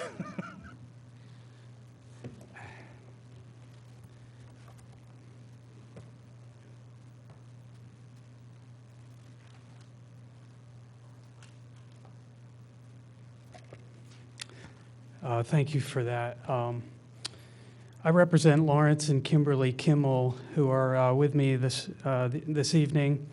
They own the property that is the subject of this application. It's 328 West Laurier Place. The property is Lot 20 of the Laurier subdivision, which is in the R1 Residence District, and it's subject to the density modification development provisions of the zoning ordinance. The property is currently improved with a single-family detached dwelling. It has a driveway to West Laurier Place, and it has other improvements. It's one of the larger lots in the Laurier subdivision, as you'll hear. The other improvements include an older lighted tennis sports court, an older swimming pool, and a pool house. These improvements had been accessory structures to the main house that was on the Laurier tract, and it's still in the subdivision. When they did the Laurier subdivision, that main house went on an adjoining lot, which is Lot 13, and the structures that were accessory to that main house ended up on this lot, Lot 20, the old pool and the lighted sports court and the pool house. And then after the subdivision was approved, a new home was built on Lot 20, which is the home there. My clients, the Kimmels, live on West Laurier Place, 308, just a few doors away. They're planning on moving to this property at 328. They have been renovating the existing home on the property, and they've had a plan to make other improvements to the property, which some of which are bringing us here this evening. We'll have the testimony on that, but in summary, they would like to enclose the existing lighted tennis sports court. It'll become a multi-purpose building for sports-related activity, just enclosing that. The pool and the pool house, since it was accessory to the old mansion, it doesn't quite relate well to the new house. They feel it's too far away, and they're not comfortable with that. So they're proposing to remove the old pool and the pool house. The pool house, you'll have testimony that is entirely located in a required setback area for density modification development, and that'll be eliminated, so that non-conforming condition will be cured.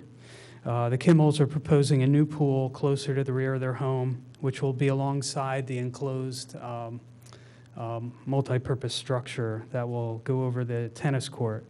Given the location of the existing structures, the house in the front, the access from West Laurier Place, and these older accessory structures, it's kind of hard to get to those structures in the back, given the configuration of the lot and these buildings.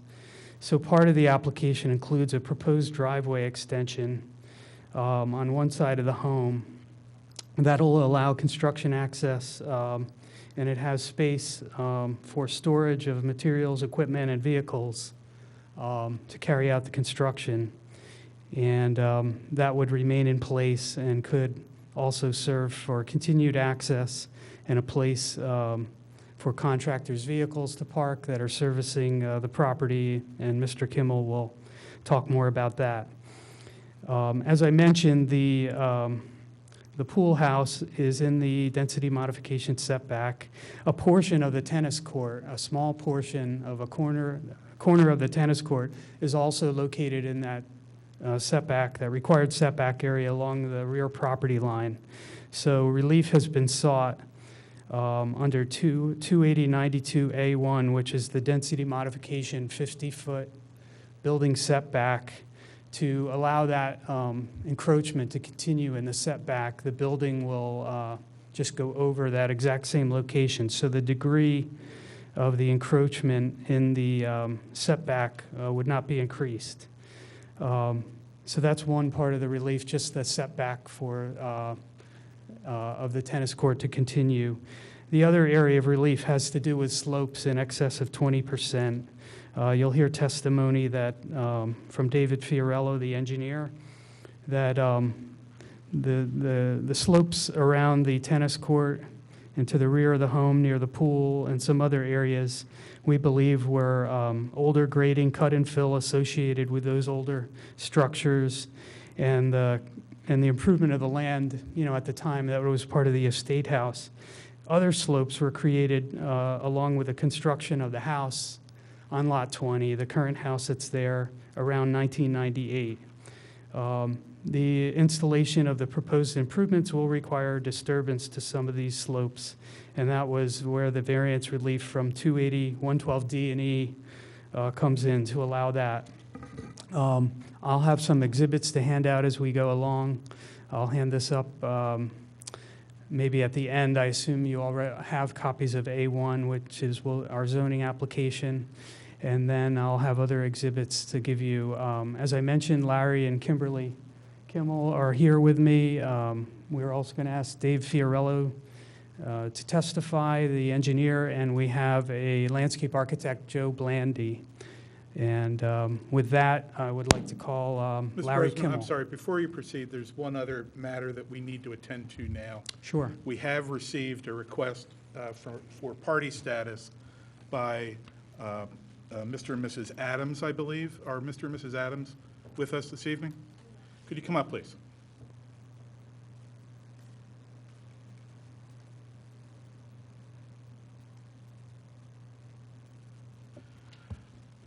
Norm, if you would swear Mr. and Mrs. Adams.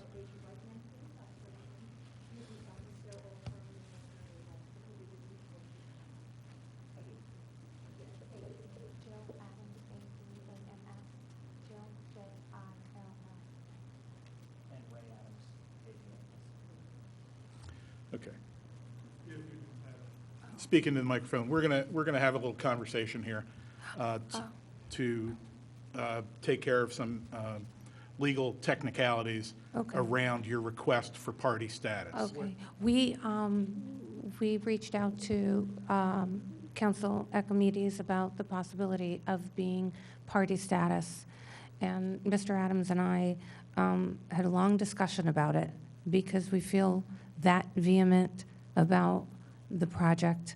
However, we have decided that we are not going to be party status, but we would like to make public statements this evening.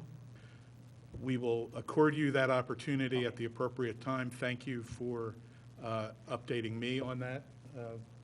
Thank you, Mr. Okay. Solicitor, for handling that matter as well. Thank you. We'll hear from you shortly. Thank you.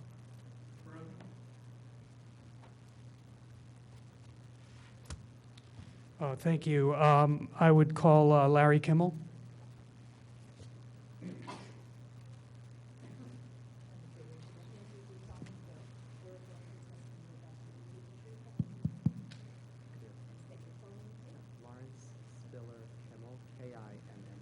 Larry. Is that mic on? Yes. Larry, do you and your wife Kimberly own the property that's the subject of this application? We do. And at the in the application we filed with the zoning hearing board, it was at Exhibit A1A. Was that a redacted copy of the deed to the property showing your ownership? It is. And if the board would allow me to hand out a couple of exhibits.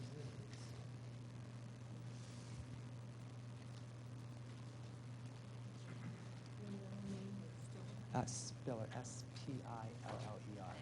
The first name's Lawrence, L-A-W-R-A-N-C.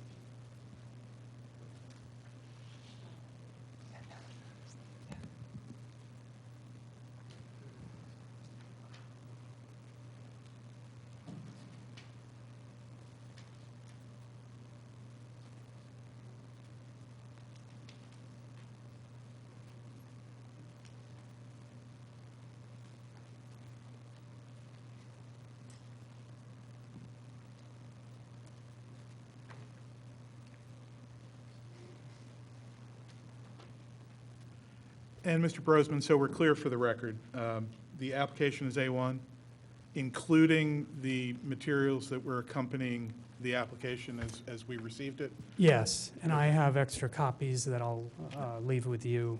I didn't want to take the time to hand them all out because I knew you had it. Yeah. No, I was just trying to identify whether the supplemental materials you're providing now in any way replace what you've already provided us, but it sounds... Some may be duplicative, and there'll be one instance where there's something revised, and we'll tell you about that later. Thank you. Please proceed. And would the board like us to ask Ian to turn the camera on? He always hears somehow. Yes. Ian is omniscient. Yes.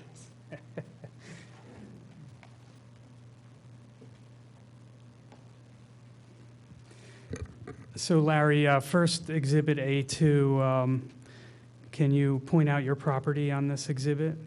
Yes, our property has the red dot on it. And that shows some of the surrounding properties as well? It does. So our property is the red dot and the tennis court, and it also shows the, I guess, the surrounding properties of the two homes that are the closest to us, I guess, further up and to the left. And that shows the end of the cul-de-sac bulb for West Laurier Place? It does. And your property's on the end of that? Yes, it is. And then if we could go to this next package. These are a series of photos that are all A3 with letters for each photo. Could you, identifying by exhibit number, just briefly explain each photo? Sure. So A-3 dot little a is the front of the house. So if you're looking at it from our driveway, looking straight at the house. A-3 dot little b is if you are at the, kind of almost like the front door, a little past the front door, looking down the cul-de-sac, so down our driveway. And I guess from this photograph, if you look off to the right, you can see the one neighbor to the right, and you can see the driveway of the neighbor to the left, but not the house.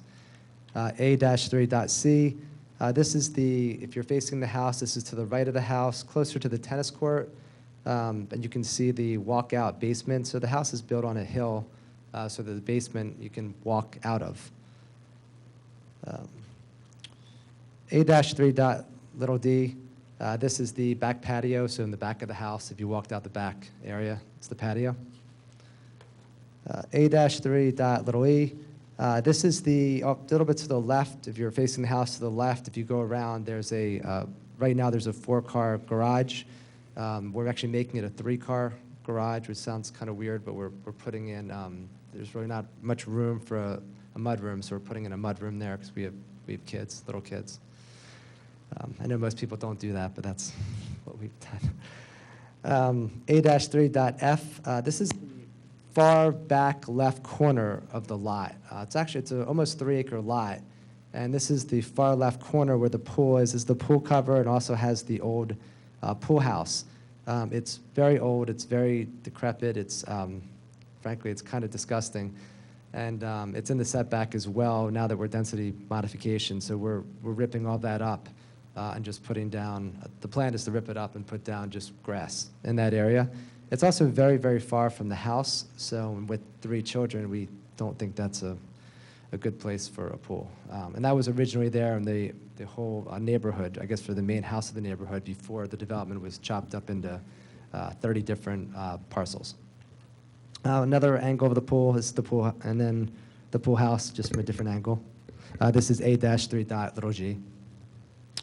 A-3.h, this is the tennis court. So this is facing, if you're looking at the house, to the right of the house is the tennis court, and this is from the other side of the tennis court, looking onto the tennis court, and there are the lights you can see.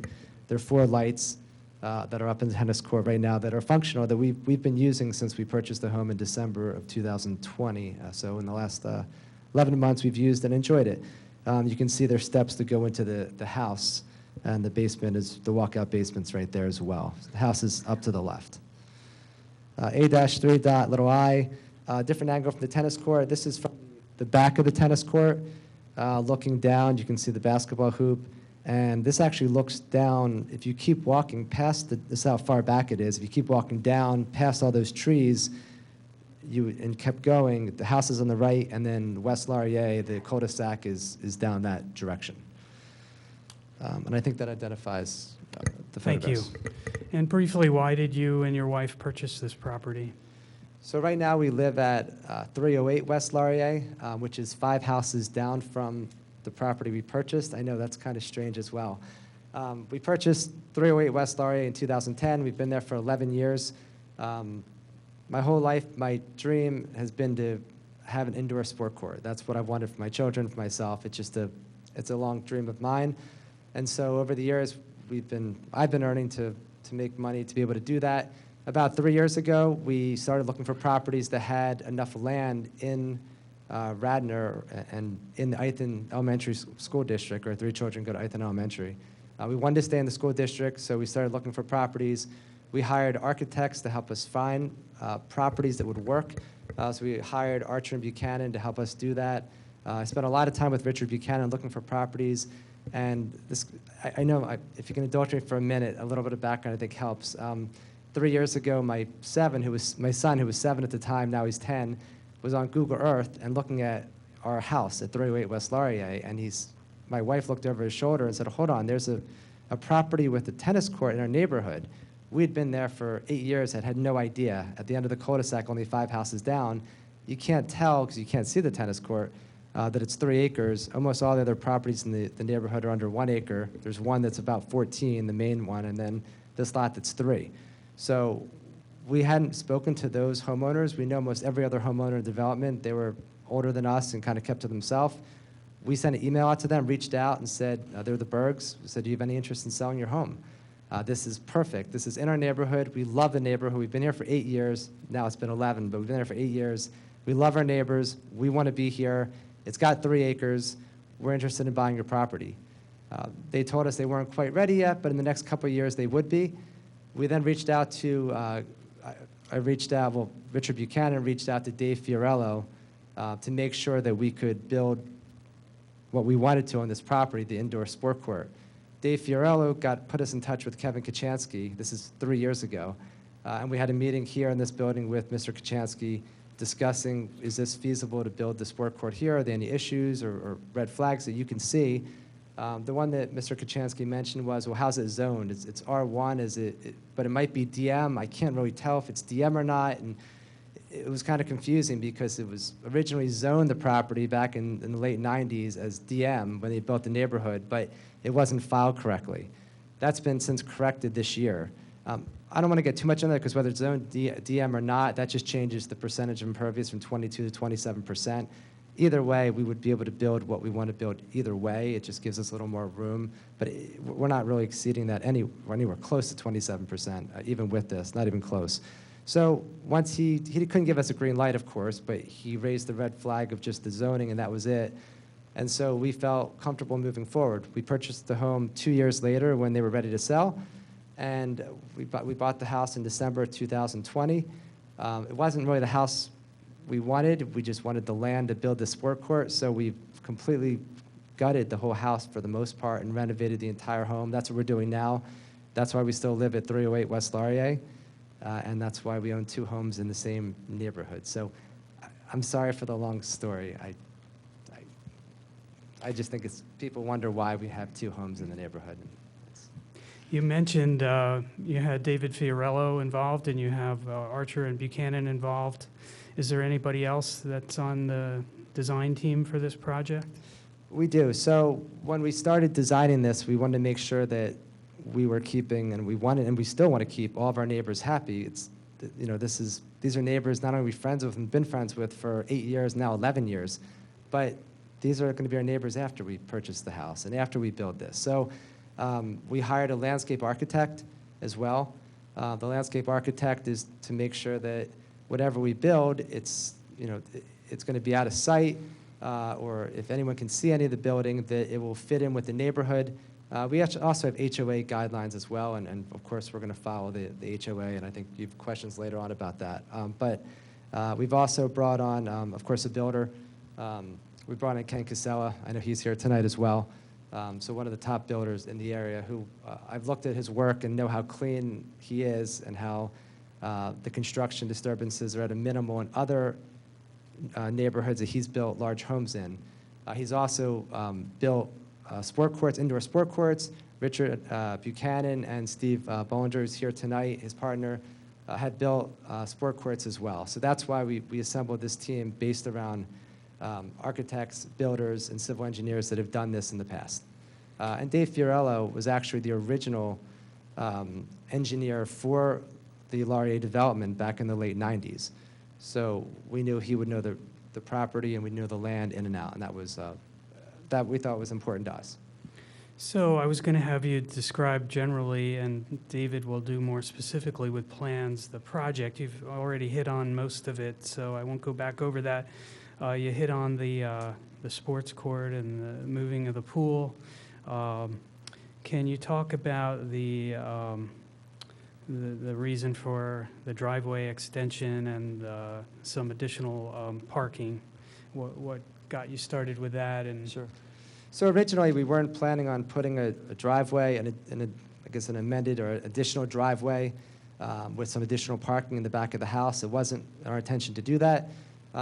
We've reached out to a lot of the homeowners in Laurier because we're friends with a lot of the homeowners. And we talked about how, well, first, I guess we spoke to our contractors and the builders, and they said, you're going to have to build some kind of roadway to get to the far right corner of the lot. There's a hill there, and to get to the tennis court, you're going to have to build a roadway there. So we knew that we were going to be disrupting some steep slopes just to get the construction equipment there. They also taught us the same thing to the left side of the house. So to get to the pool area in the back left corner, just to be able to rip it up and put grass in, you're going to have to, disturb some steep slopes in that area as well. So we already knew we were disturbing some slopes to be able to do this. And some owners had concerns that, well, if you're going to build this and you're going to have construction on site, why wouldn't you just, leave it there, put down pavement to the right of the tennis court where construction vehicles can go. Afterwards, there's really no parking in the cul-de-sac. It's all just driveways. So then you can have landscapers park there. If you have friends over to play tennis, they can park there. You're not going to have cars on the street. One of the concerns was get the cars off the street. So we thought that was reasonable. The road had to be built anyway. We'll leave it there, and it would work out for everybody. We've since learned that there are, and I believe here, and I'm sure you'll hear from them, I think there's 6 homeowners in our development here. I believe 3 of them, and unless someone hasn't told me, I think there are 3 people out of the 30 in our development. I guess 29, we own 2 homes. So, but out of the 30 homes, 3, I believe, are objecting tonight. And it sounds like the concern is the parking area. So we actually thought we were putting in this parking area to make it better for the neighborhood. I still think that makes sense. We have to disturb the steep slope anyway, but I know there are 3 people that just don't like the idea of a paved roadway, a paved driveway with any pavement where cars can park. The landscape architect, that's why we brought him on, is going to hide that. It's not going to be seen by anybody. It's going to be trees and landscaping. It's going to be beautiful. We have people to talk about groundwater as well, but there are 3 people I know that object to it. So I guess we can't please everybody, but we're trying.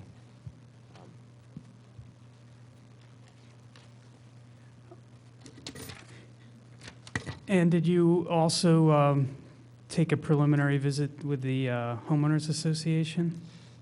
We did. So nothing, even though we submitted documents to them, the president of the HOAs reached out and said, are these the documents you want to use? Do you want to amend them? They didn't make any ruling on the project yet.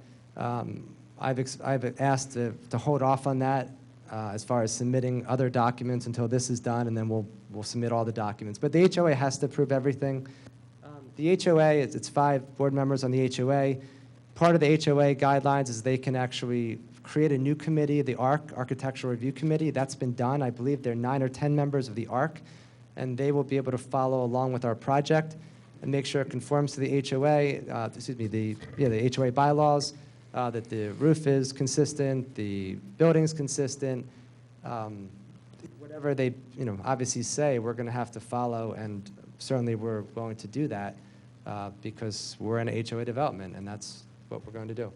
So you understand there are some people that have concerns. You do remain committed to, you obviously want to do your project if we get the relief, but you remain committed to working with the HOA and trying to reasonably address the concerns of your neighbors? Yeah, so we've sent out multiple emails to the whole neighborhood. Everyone knows what's going on. Like I said, I believe there are 3 objectors here tonight. I think we've tried to meet with them. We've had a lot of one-on-one meetings on the property. We've had a meeting last Sunday where on my tennis court I brought everybody out who was interested, who objected to look at what we're doing and try to fit their needs. And I think what it comes down to, and this is, I guess, from emails I've received this week, is that people in the neighborhood that are objecting, and it's 2 homes next to us and 1 other that's 3 homes down, they just don't want construction. They don't want the construction disturbance. They're not interested in having vehicles and workers and other people that are working on the property for an extended period of time. And I understand that. It's a fair concern. I can limit it the best way I can. We can try to get vehicles away from everyone. We can, make construction disturbances as less as possible, but there's going to be some, and some people just don't want that. And I think an email was sent a couple of days ago said, well, there's nothing you can do except not do the project because we don't want to deal with construction. I think that's understood. I think it's not fair to us, but it's understood why they would object to the project. Okay, thank you. That's all I have for Larry. I would, if there's Any board questions for this witness?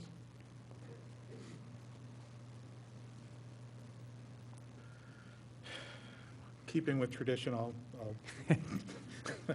no one gets away scot-free here. You've got an extensive design team here, obviously. Was thought or effort given to building a conforming project as opposed to, we want to put the sport court where the current tennis court is because it's already there? Was there thought given to coming up with a plan that is conforming? Yeah. Thank you for asking that, because it is doable to move the entire court forward 15 to 20 feet and have it conform for the setback. That doesn't address the slopes. I know I'm here for 2 variances. It does address the setback. I think the idea of leaving it where it is there's already the court in place. Now, we'll have to be ripped up as well, so I understand that. But it is already in place. It's already there. And if you pull it forward, where it is now is so far set back, there's only woods and behind it. But if you pull it forward, now it's more visible to the street, closer to the nearest neighbor, which is the Adams, who you met already tonight. I can't imagine anybody in the neighborhood would possibly want it closer to the street and closer to the nearest neighbor when there's already a court there set back. So, and it's a very, very de minimis. It's just the corner. So it was zoned fine until DM was approved, I guess, a couple months ago by another neighbor who wanted to build a pool. And now that it's DM, suddenly now it's non-compliant, that corner.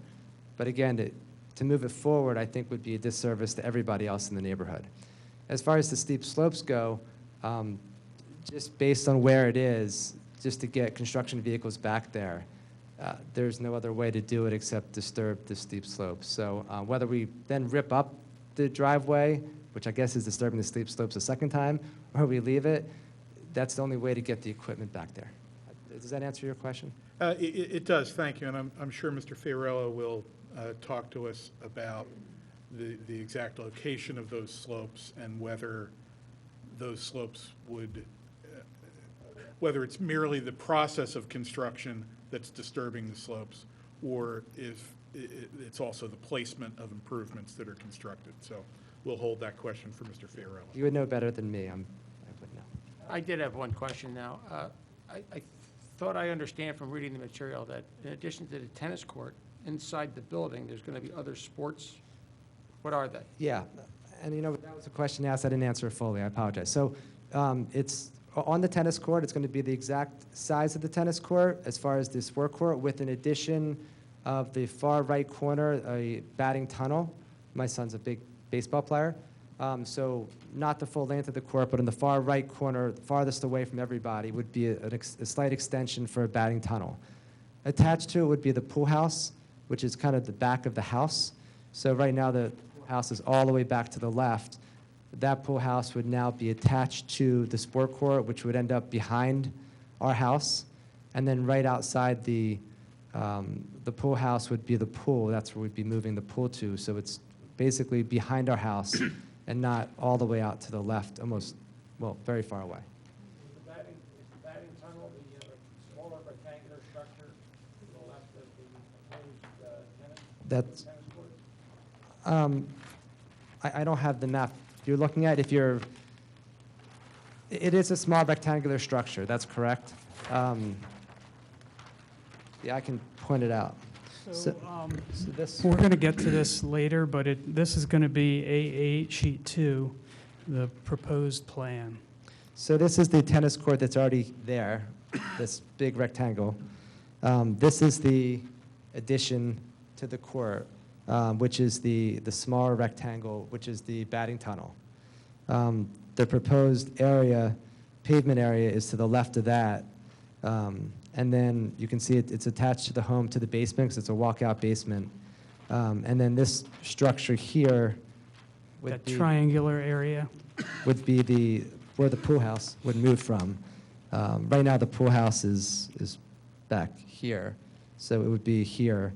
And then the pool would be moved to here. Right now, it's over here, and it would be moved to this area. And this is the house right here.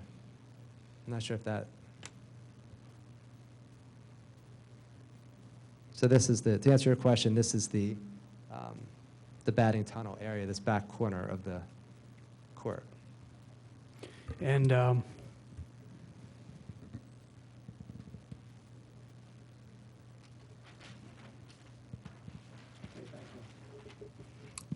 I had a question, so I'm looking at the aerial photograph A2, so it looks like behind the house, we're just looking at a wooded area, and then a little further up would be the Mill Ridge condos, is that correct? That is correct. Okay, the Mill Ridge condos, are they in Radnor Township? I believe so. I learned this by going on their website, I think, and looking at maps. The part that's next to the Kimmels is Radnor, but another part of that development is Haverford Township. Oh, So okay. it's split by were they notified, did they get notices, or? We did send them the notice. The township gave us the list, Okay. and it was extensive, and we did send to all of the people. Our testimony and photos will show that it's heavily vegetated and their structures are very far removed. Okay. So I doubt this would have any impact on them. Yeah, I didn't know Mill Ridge existed when we bought. In fact, until we started this project, I didn't even know there was anything back there. So, but I've since learned there is. But yeah, it's lots of woods. And I do have two other questions. Mr. Chairman, it's Kevin, real quick. I just wanted to chime in on the notification.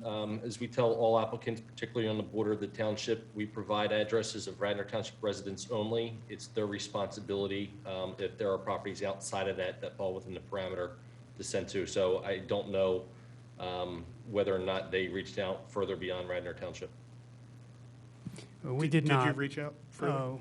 The mailing was extensive, and I believe the distance of Radnor Township, was it, or how would I restate this? The required distance does not extend into Haverford, is my understanding, and there were a lot of notices, and we sent them all out. It was a very big mailing.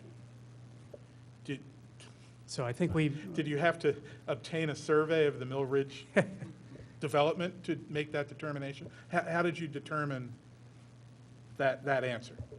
You can just tell from the aerials.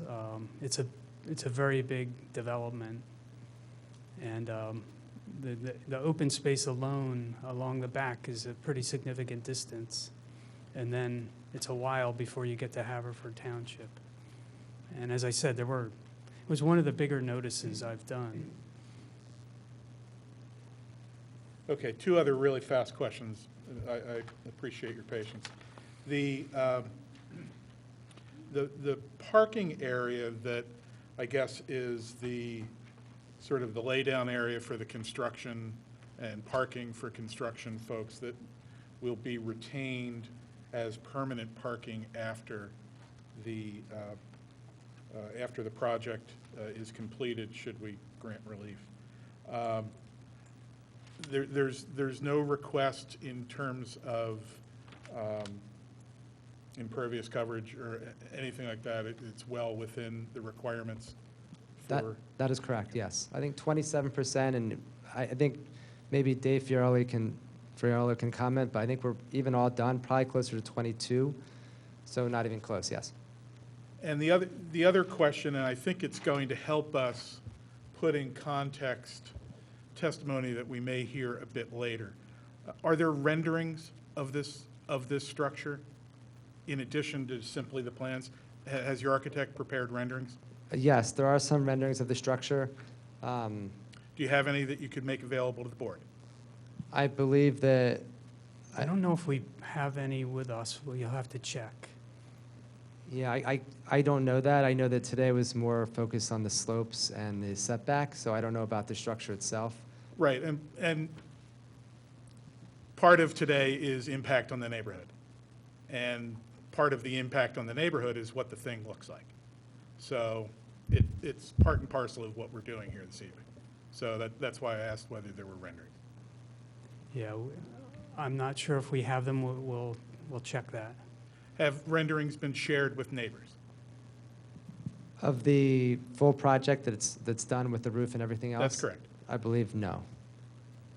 So so neighbors who have been interested in the project have been shown plans, but no renderings, no sort of additional information that could assist them in assessing what they feel is the impact on their neighborhood. Yeah, I think part of the reason the answer is no to that is that as of Sunday, the plan was to have a rounded roof that would be lower, that would be fully covered by trees and other landscaping, so it wouldn't be seen at all. On Sunday, the neighbors that objected, and again, I think there are 3 of them that objected, didn't like that idea. Didn't like the idea that it was a rounded roof. The other structure in the neighborhood are gable roofs with asphalt shingles, and even though that would be higher, I said, well, you may see that, whereas the other will be hidden. This is going to, because it's sunken down, you may see that. Their position was, we don't care if we see that. It's a roof. We see roofs in the neighborhood. It's asphalt, it's shingles, it fits in more. We don't care if we can see it. That's fine, but we're not going to agree to a rounded roof, which has a lot of more benefits to me. It lasts 75 years instead of 25. It doesn't leak as much, but because of that, so we scrapped that, and I'm basically going to do what the neighborhood wants and what the HOA and the ARC requests, and if that's a gabled asphalt shingled roof, that's what I'm going to do. So I think the idea was to share that with the HOA and the ARC and have them guide me through what fits with the bylaws. Okay, thank you. Any other questions from the board? Did I misread something, but was there going to be a tennis court, a basketball court in here too? So right now, there's already a basket. It's going to be, it's tennis and basketball, so that it's one court, so that the net can be moved out, and then the rims can be on either side. So it'll be a multi-purpose. It'll be designed for tennis, so it'll be a tennis floor. It'll be a sport court floor. It's not a nice wooden floor. It's a sport court floor for tennis, but it can be moved. The net can be moved so you can play basketball in there. Thank you, Mr. Kimmel. Thank you. My next witness is David Fiorello.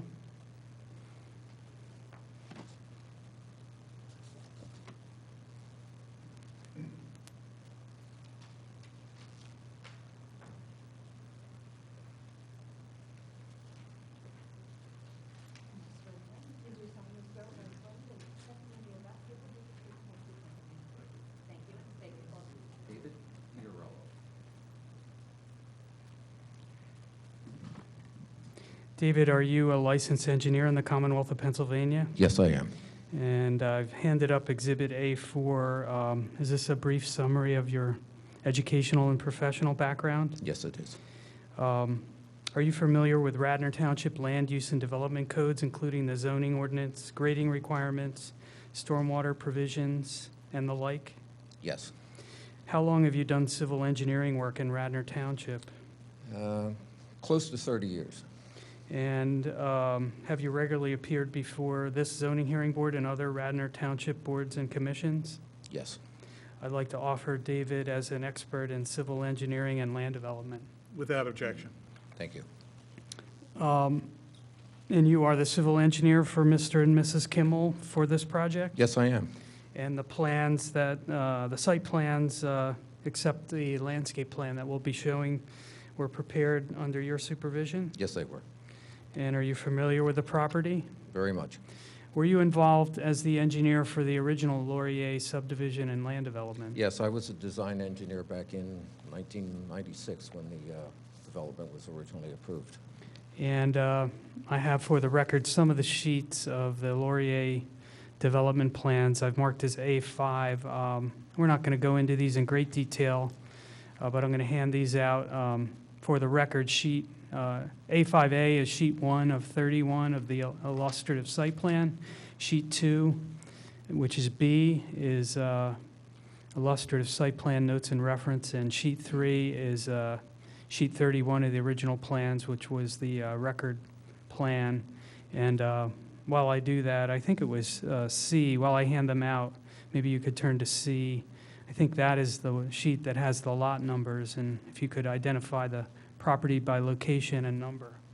Yeah, I think I want to look at the cover sheet, which sort of gives you a purview of the overall site, roughly a rectangular site, the corner of Mill Road and Bryn Mawr Avenue, part of the old DeMoss estate.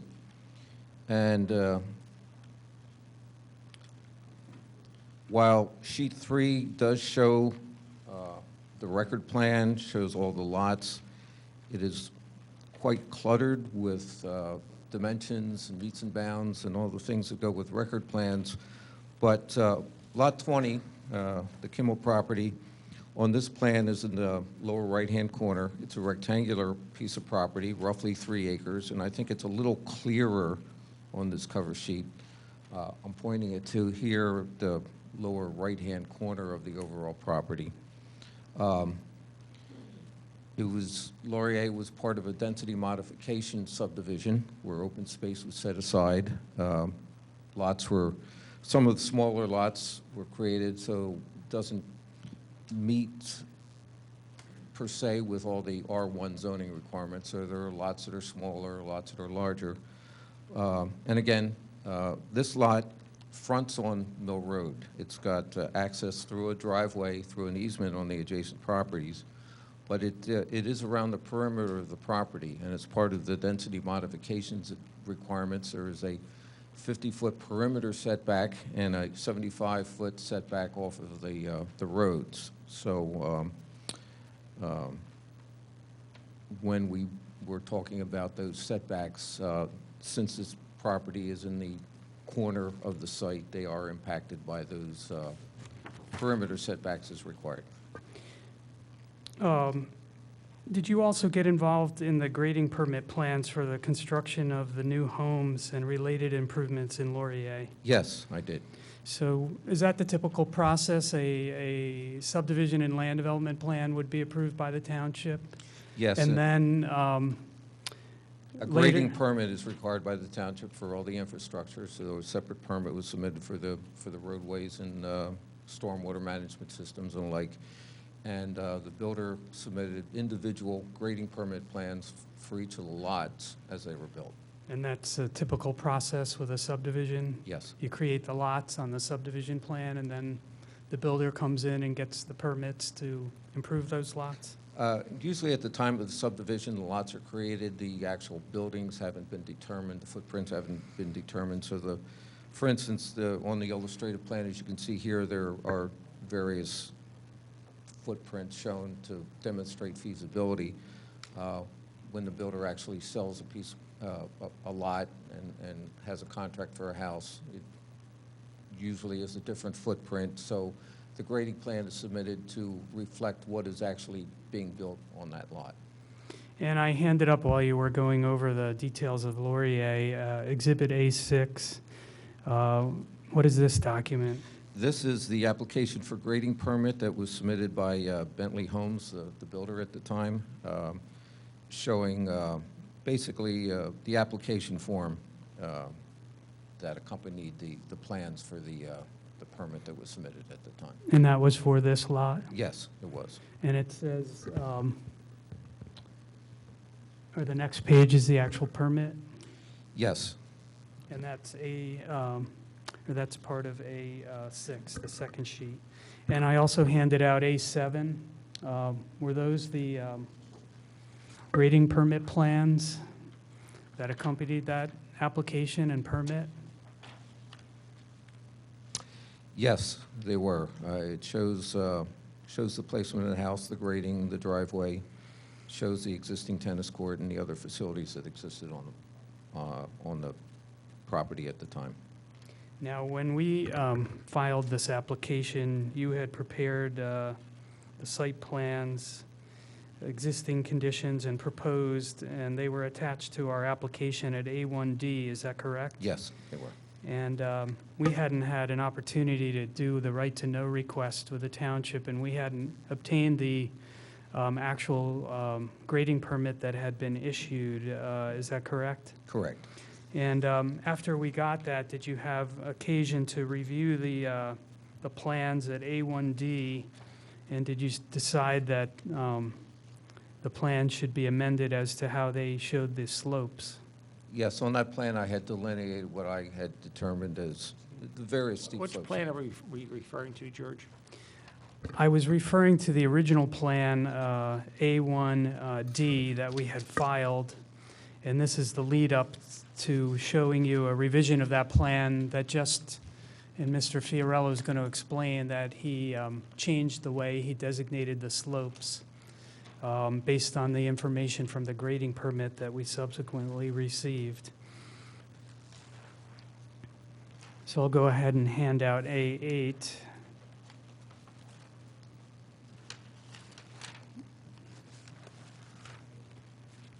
So for the record, A8 is the same plan that was at A1D. It's the two-sheet zoning exhibit plan. Sheet 1 is existing conditions, and Sheet 2 are the proposed condition. This bears a revision date, a revision number 1 of 11/17/2021, and Dave is going to tell you, what he changed as far as the slope designations, and I'll hand this out.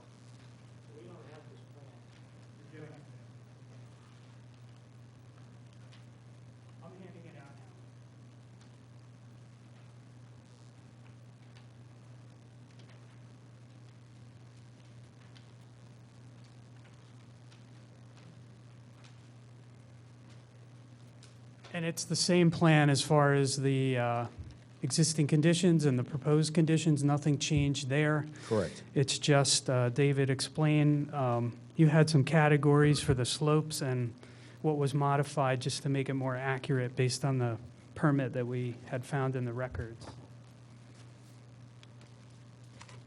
Correct. Yeah, can you explain? This plan, what I've delineated on here are the various steep slopes that are associated with the site. Shown on this plan in the light blue, I'm not sure how well it comes up, are slopes 14 to 20%. I have two areas, one with both red, one with a darker red, and one's more like a yellowish red. There are slopes of greater than 20%.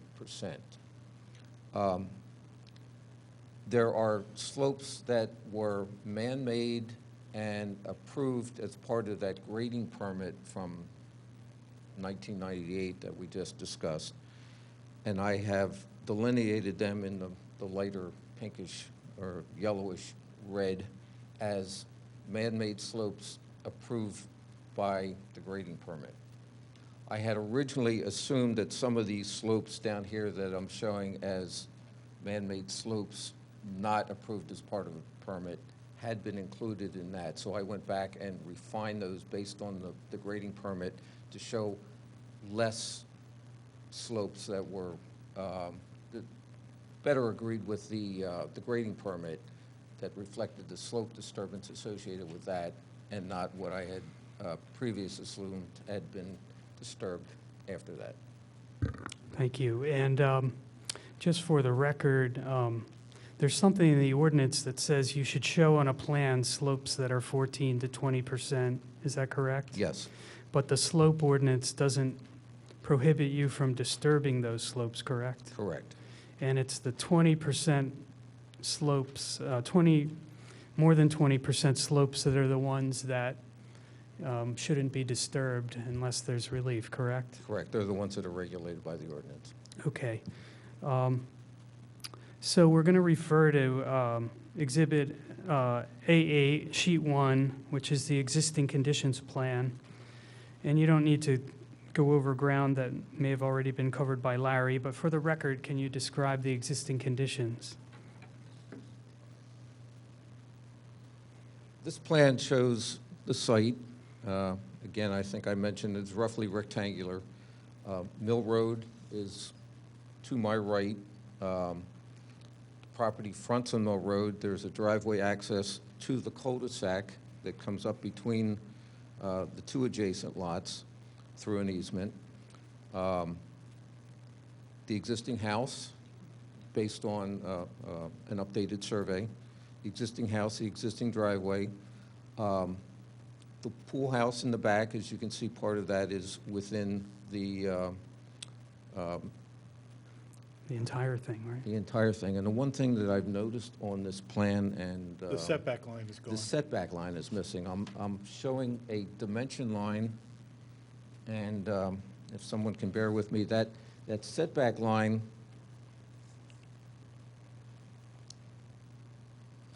parallels where my pointer is. So you can see that the pool house portion of the pool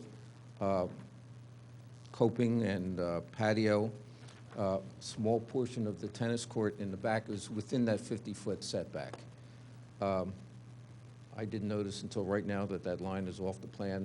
There is a dimension shown on here that for some reason the line didn't print. But I'm putting my pointer here parallel with that line. So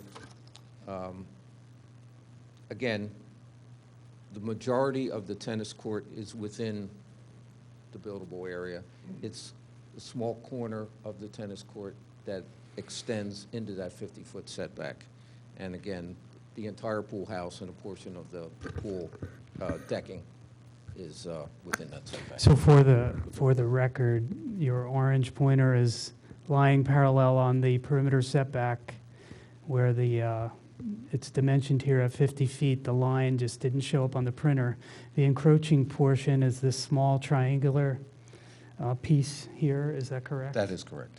And the rest of the court, you're saying, is compliant with the setbacks? Yes. And this also points out the entire pool house is in that setback, correct? Correct.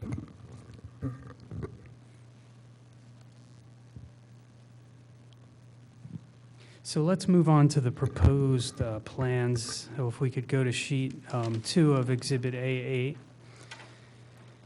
And again, Larry did go over some of it, but for the record, if you could walk us through this plan. I think this is more familiar looking with the driveway coming in off a cul-de-sac at the bottom here. As Larry mentioned, the existing sports court will be enclosed. To the right of that is his batting box.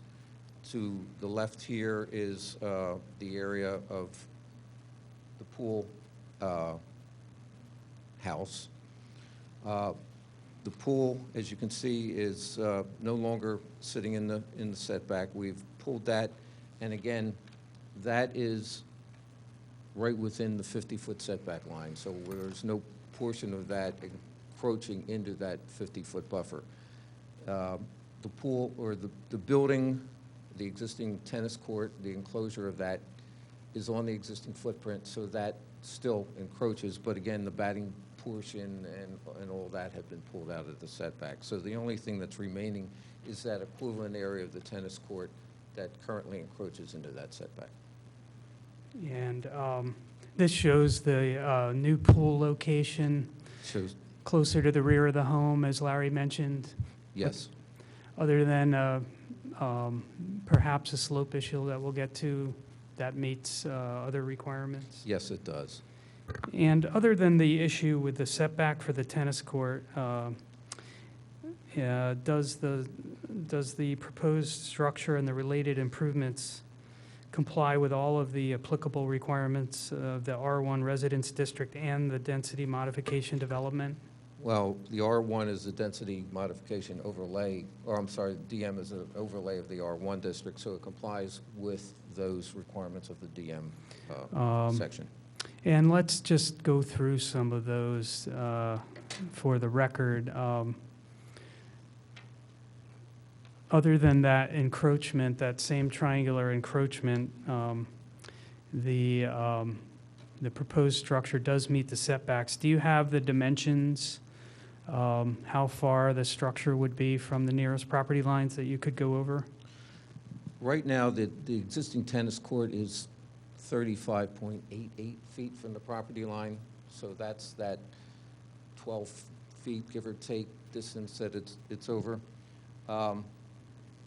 I did some measurements from the building to the various lots. Lot 13, which is the portion of the mansion to my left, which I guess is to the east of the site. The distance from the building addition to that property line is 229 feet. To lot 22, which is the Adams property, I believe, that distance is 78.12 feet. From lot 21, I measured from the closest point of the enclosure to the property line. That is 179 feet. And lot 21 would be the lot on the other side of the driveway? Yes, the Mullen property. And 200 feet from Mill Road. And do these setbacks significantly exceed the applicable zoning setbacks that are required? Yes, they do. Would this project comply with the applicable building coverage limits? Yes. Building coverage, 20% is the maximum allowed. Total building coverage associated with this is 12.32%. So the proposed building addition is well within the size permitted? Yes. Do the proposed improvements comply with the applicable impervious coverage limits? Yes. The underlying zoning under R1 is 22%. Density modification allows an additional 5% for a total of 27%. We're at 22.65 with this proposal. So well under the permitted, even with the addition, correct? Yes. Even though the project will comply with impervious cover limits and actually have less than is permitted, will stormwater management controls be required by the township? Yes. There is a stormwater system associated with the Laurier development. It was part of a community system. There's a large above-ground detention basin along Bryn Mawr Avenue, and as you come into the site, as the road splits off, within the open space, there's an existing subsurface underground detention system. The site was designed originally to drain into that system. We're proposing with this, and since the stormwater ordinance has been updated since then, we're proposing additional stormwater controls on this site. The township controls require control of all existing and replacement impervious cover. So basically that stormwater management that will be proposed ultimately probably underneath the parking area will drain out to the existing, there's an existing inlet in Laurier, which we would pipe everything is draining down there. Again, because the tennis court or the building is a replacement impervious cover, we have to provide stormwater for that. So essentially, there was no stormwater part of that since it was an existing structure back in '98. We're proposing stormwater management system associated with all this to control all the new and replacement impervious cover on the site. And with the requirements of the current ordinance, we're required to provide groundwater recharge and rate reduction, and the intent is to meet all those requirements. And that, the design of that isn't done yet at this stage of the process, that comes later. Correct. Correct? And that, that'll be reviewed by the township engineer? Yes, we'll have to submit a grading permit, which will be reviewed by the township engineer for compliance with all the zoning and stormwater requirements at the time, and erosion controls. Given your familiarity with the original development and all of the lots, including this lot, in your professional opinion, will it be feasible to meet all of those extra requirements? I believe so, yes. And as a result of that and the stormwater management systems that will be required, in your professional opinion, will these improvements cause any stormwater runoff problems for any of the adjoining or nearby properties? I don't believe they will. In fact, I believe that by capturing the stormwater runoff from the building and the driveway serves as a way to capture a lot of the runoff that's flowing down in that direction anyway, so that will be picked up by the stormwater system, piped down to the existing inlet, and again, it will be controlled on site so that the discharges from the site will most likely be less than they are now. So some of the area that's running off down towards the properties that is currently under control will be collected by the system, and most likely I will reduce whatever flow is coming off the site towards the neighbors and direct it closer to the street and the system that's there. And will the town, will this project ultimately also have to be reviewed by the Township Shade Tree Commission? Yes, it will. Focusing a little more in on the requested variances, let's look at some photos.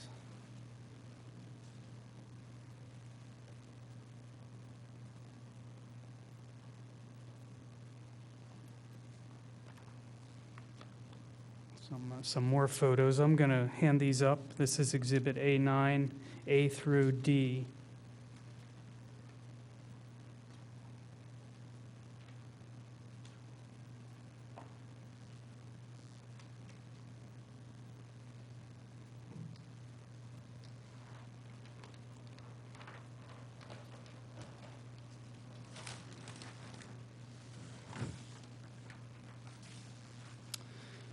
So we're first going to talk a little bit about the setback, although we've covered that, and then we're going to come back and do the slopes. So just run us through these photographs, A9A. I'm sort of keying A9A to our existing survey plan. This is a view of the tennis court looking from the west towards the east. So you have this photograph on top of A8 sheet 1, which is the existing conditions plan, correct? Yes. And as you can see that the tennis court has been sort of built into that hillside. So there is a stone retaining wall that runs the perimeter, as seen in this photo, along the eastern side of the property. And you can see the slopes behind it and how it sort of sits into the existing topography. And that was A9A? Yes. Okay, A9B?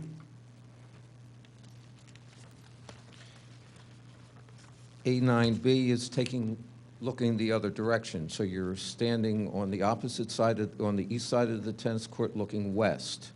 So you're looking down onto the tennis court, and you can see the embankment as it rolls down to the tennis court. You can see the tennis court itself flat, and then as you look beyond the tennis court, you can see the ground sloping off in that direction towards Mill Road. Excuse me, may I ask, is that wall staying? That wall, the building walls itself will be in that location of the wall. The wall is not stable enough to be a foundation for the existing So structure. that's being torn out then? Basically, it's being replaced by the footings and the walls of the new building. Okay. Oh, I'm sorry. Yes. And is that it with that photo? Should we go to the next? You can, yeah, and I think the one thing this photo shows is the tree line along the back of the property and how the trees sort of wrap around towards as we get to Mill Road. So heavy vegetation. Yes. A9C. A9C is, let's call it the northeast corner of the tennis court. On the site plan, you can see the steps running up towards the building. So we're standing at that point, looking up the steps towards the house beyond the tennis court. And again, you can see the retaining wall. You can see the sloping of the ground that comes down to meet the wall. And we'll get into this, but these, those little areas and the walls and things like that, they're some of the slopes that are subject of our relief. Yes. And then A9D. A9D is a view looking towards the corner of the tennis court that is encroaching into the rear setback. So you can see the tree line along the back. You can see the walls, how it's built into the embankment. You can see the rolling ground behind it as it rolls and ties into the top of the wall. So the corner where the retaining walls make a 90-degree angle, that's the general area, that small encroachment into the setback that we talked about? Yes. We'll return to these photos when we talk a little more about the steep slopes. Mr. Brosman, excuse me. If you don't have an objection, I'd like to call a 10-minute recess. I love a Because recess. I suspect we have a bit of road to continue traveling. So why don't we take a 10-minute recess? We'll reconvene at 9:40, let's call it 9:42. Thanks. Thank you. Thank you. Good job.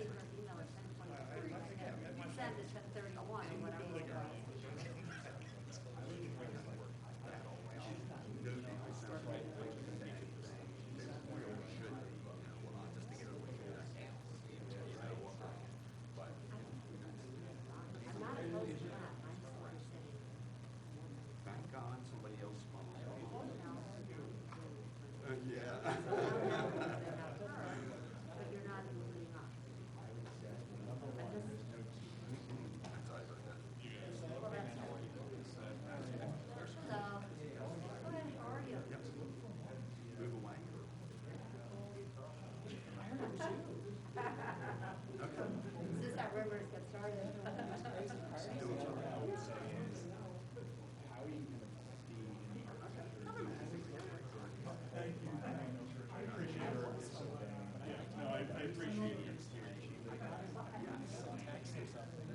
I don't disagree with you. I saw your whole email. It was like point to point to point. I was like, I totally agree. I can see where this is.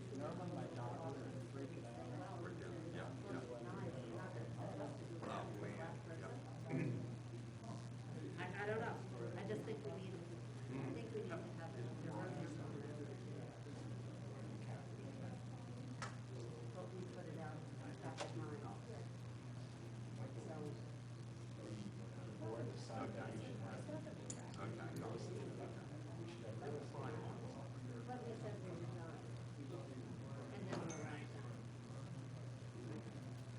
I'm just saying, it was very funny, Steve used to make me know, it was like, 7 minutes? 7 minutes? Oh, God, I'm so sorry. This little one is sitting in my bed.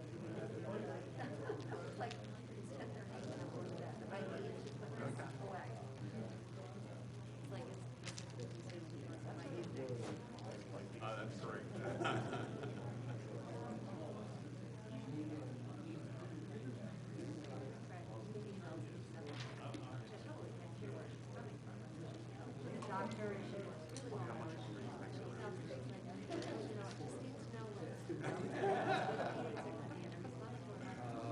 I'm not determining when the meetings are. Like, that's gonna be determined by the archive. Meetings are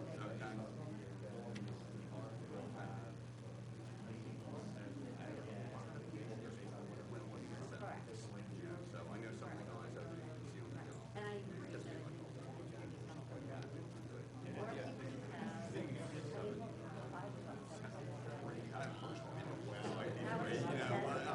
I mean, I guess some committees, I guess.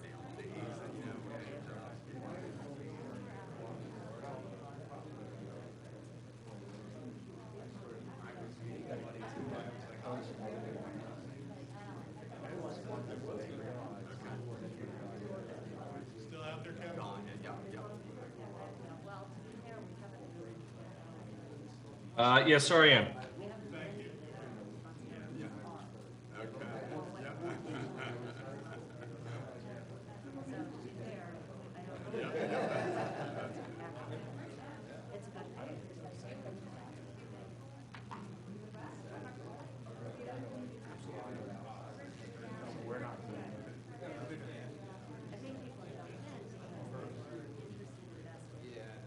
Whatever side you're on.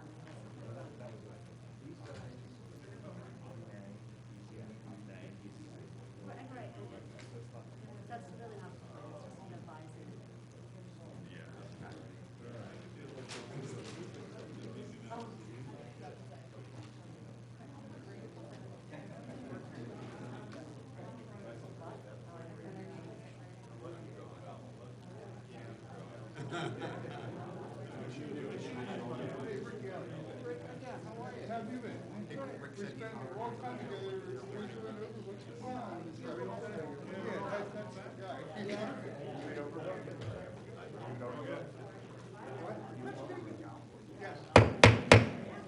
All right, we're going to resume the hearing. Thank you, everyone, for your indulgence.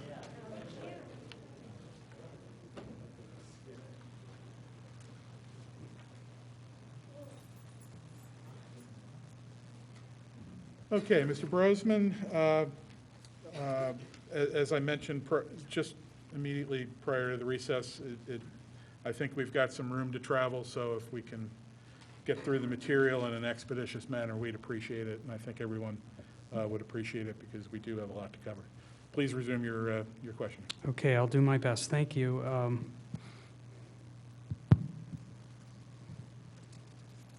I think we were almost done with the the setback issue. Just a few more points on that. Have you calculated the area of the required perimeter setback? And we'll first start out with that. Have you done that calculation? Yes, I did. I looked at the perimeter setback, the 50-foot perimeter setback along what we'll call the rear of the site, although it's actually the side, and the 75-foot off of Mill Road. That total perimeter setback is just shy of an acre. It's roughly 41,000 square feet or so of the area within that required setback. And did you calculate the total amount of existing encroachments in that area? Yes. On this lot? On this lot, the pool house, the equipment pad, portion of the wall, and a portion of the pool deck that extends within that 50-foot setback works out to 855 square feet. The portion of the tennis court and the wall that extends within that 50-foot setback is 289 square feet. And as a result of the project, what will be the total amount of building footprint in that setback area? Again, the pool house comes out, so all that gets eliminated. The only thing left would be the equivalent area over the tennis court, which is 289 square feet. And what's that work out as a percentage, if you've done that calculation, to the overall area? Yeah, of the overall area, it's 0.225% of that perimeter setback. And we had some photos of the vegetation, but what's the nature of the vegetation along that entire rear property line? It's pretty heavily vegetated, and this plan in front of me that's in front of you shows the topography in the open areas. So you can see that the blank areas along Mill Road in the back of the property is all the areas where it's trees, and we did not get any survey information back there for topography. Do you believe that continuing that small nonconformity of the tennis court by enclosing it within the proposed building would cause any detrimental conditions to the adjoining property or the general public health, safety, and welfare? No, I don't. The court, the multi-purpose court, tennis, and it's got a basketball hoop. It does have lights on it now, correct? Yes, it does. And by enclosing it in a building, that would tend to eliminate light, and it would also tend to eliminate or reduce noise from, as compared to use of an unenclosed lighted court, correct? Correct. Would like to move on to the steep slope relief that we're seeking. Let's go to sheet 2 of A8, the proposed conditions plan. And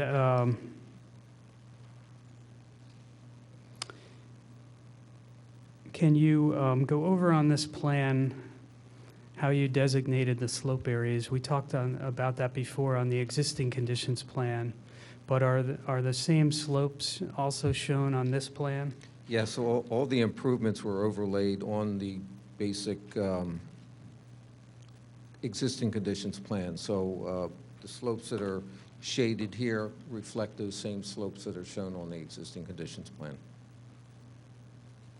Now, as we looked at this in preparing for the hearing, we thought that they're a little hard to see with the shading, so could you bring up A10, which is the one with the numbers? I'm going to be handing out to the board Exhibit A10, which is 2 sheets, the same 2 sheets of the site plan, but we've numbered the slope areas in question, and Mr. Fiorello has outlined them with a darker line, so I think they're easier to see.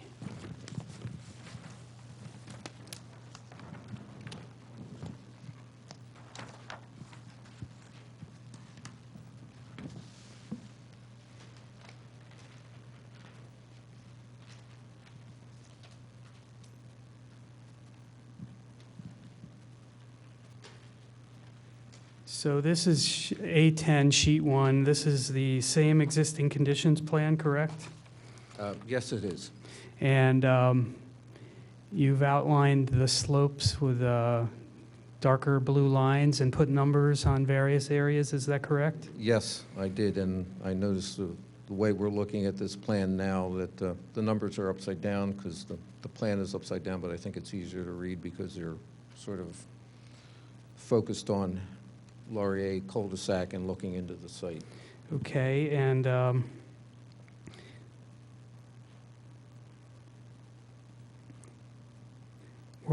we'll identify the slopes on this plan, and then we'll go to the proposed plan. But just to identify what these areas are, using the numbers 1 through 7, can you walk the board through each area?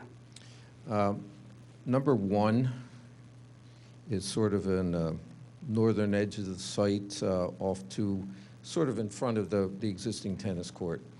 The area in one, notice it's number 1, is an area of 20% and greater slopes. We believe that most of these, or all of them, were man-made associated with the work on the tennis court way back when. There was no grading permit on record, so I guess they're not governed by the ordinance that allows you to not consider those slopes that are prepared as part of a grading plan or the result of an approved grading plan. So area number 1 is the area towards the front of the tennis court that is steep slope and again created, in my opinion, as a result of the grading that created the tennis court in the first place. Area number 2 is an area, I'm sorry, George. I've handed to the board A11. Can you describe this photo, and does it show part of Area 1? Yes, A11 is taken sort of to the right-hand corner of the front of the building, looking towards the tennis court. You can see the tree in the picture. To the right of the tree are existing, I guess, arborvitae plants, and the tennis court is immediately behind that. So you can see the slope coming down off of that. There's a small cherry tree in the front, but those are the areas of the 25 or 20% and greater slopes that we believe were created as a result of work to construct the tennis court. And, Mr. Fiorello, excuse me, is it fair to say that this photograph was taken while the photographer was standing in Area 6? Yes, it would be fair to say that. Thank you. And just for orientation, you mentioned the arborvitae on the tennis court. Are those shown here on A10? Yes, they 1? are. And there's a cherry They're tree. They're labeled as cedars. I guess they're cedars. Cedars. I'm sorry. We're not too good with tree identification, but I bet our landscape I thought a architect shade is. tree commission hearing broke out. Sorry. Joe Blandy will straighten us out. And there's a cherry tree in the photo. There's a couple cherry trees Yes. on your plan.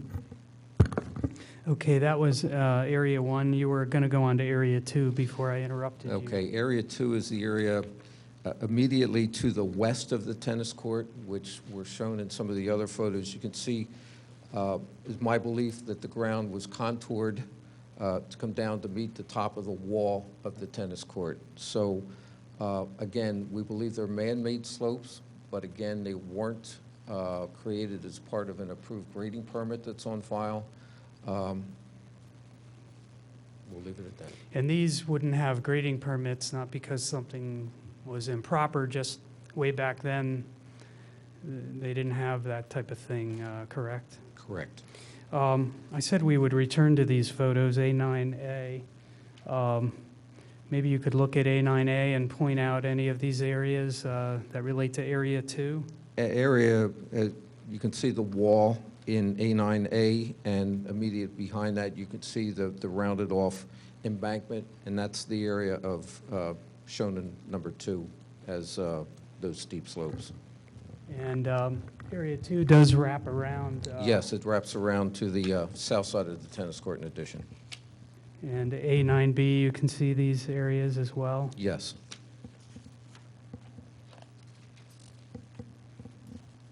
And A9D. D, correct.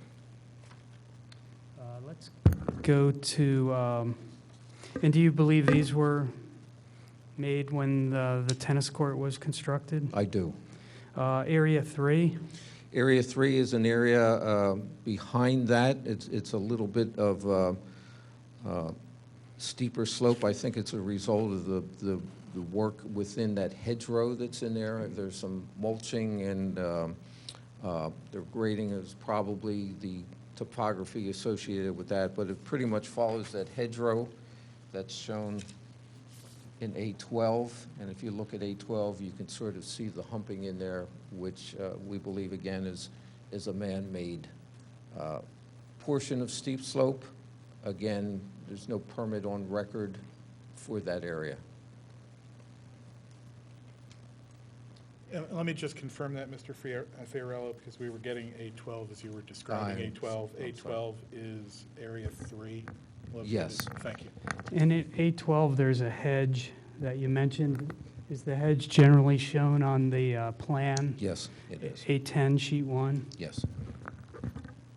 And that's a real small area, correct? Yes, it is.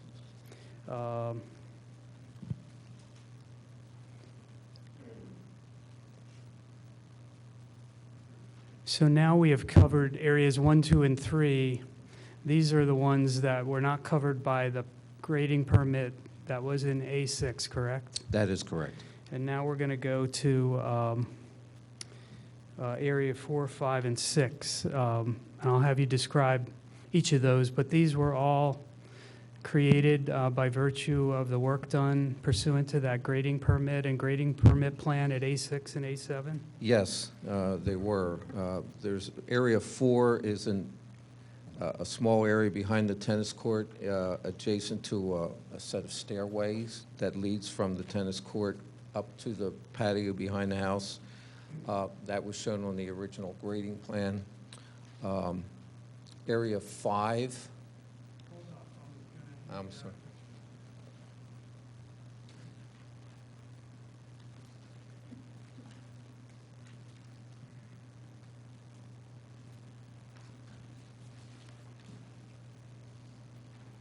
So this is A13.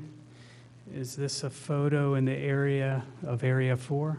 Yes, those steps shown in A13 are the steps that lead from the flagstone patio behind the house down to the walkway and the stairway to the tennis court. And that's here on the plan? Yes. You were going to go on to Area 5. Go ahead. Area 5 is an area that was graded for the placement of the house. There is the plan shows a boulder wall that was part of the lands or hardscaping work or part of the grading that was associated with the house as the house was tucked into the original hillside. And that grading 5, number 5, was the grading associated with the area behind that retaining wall and along the driveway that was constructed to serve the house.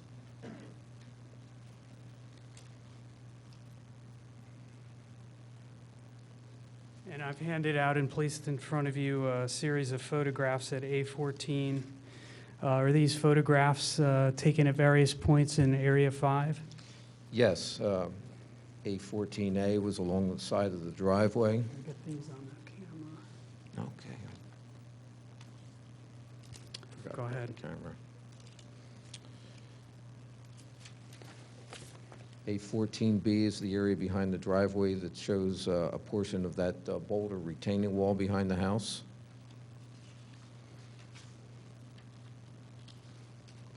And A14C, again, is along the driveway in an area where the driveway enters and turns into the site. And that was slopes created as a result of terracing the property to install the driveway.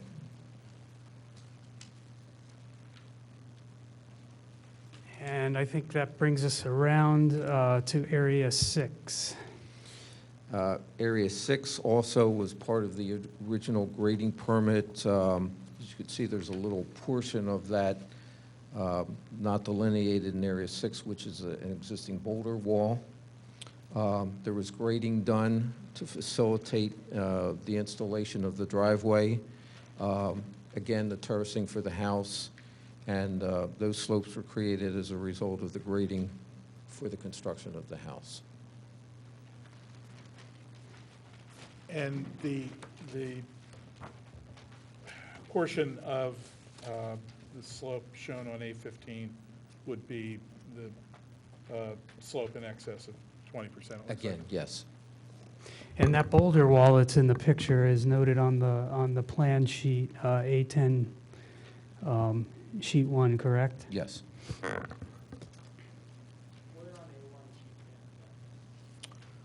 If I may point to it, it's sort of, if you can see the shaded area, there's a glob, if you will, for lack of a better word, right in the middle of it where my finger is pointing. That is the boulder wall there. I sort of delineated slopes on either side of the wall. And it is even labeled, I don't know if you can see it on the smaller copies, but on the larger, it does say boulder wall. Correct.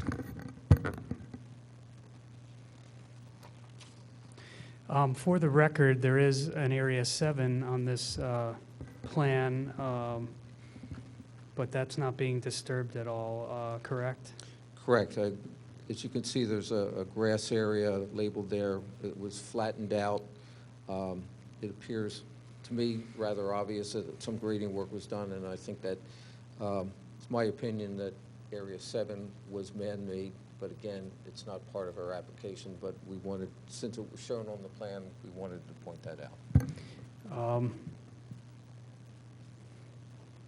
So areas 4, 5, and 6 were covered by the grading permit and grading plans at A6 and A7, correct? Yes. Based on your experience with Radnor Township, have slopes that were created by virtue of an approved township grading permit been exempted from the steep slope regulations of the zoning ordinance? Yes, that's my understanding. And that's been your experience? That's been my experience, yes. Is the basis for that exemption found at Code Section 280-112I? Yes. And that says that the slope regulations would not apply to steep slopes created as a result of compliance with Chapter 17511A and B of the Radnor Township Code, correct? Yes, and that discusses, that's their, that is their grading requirement.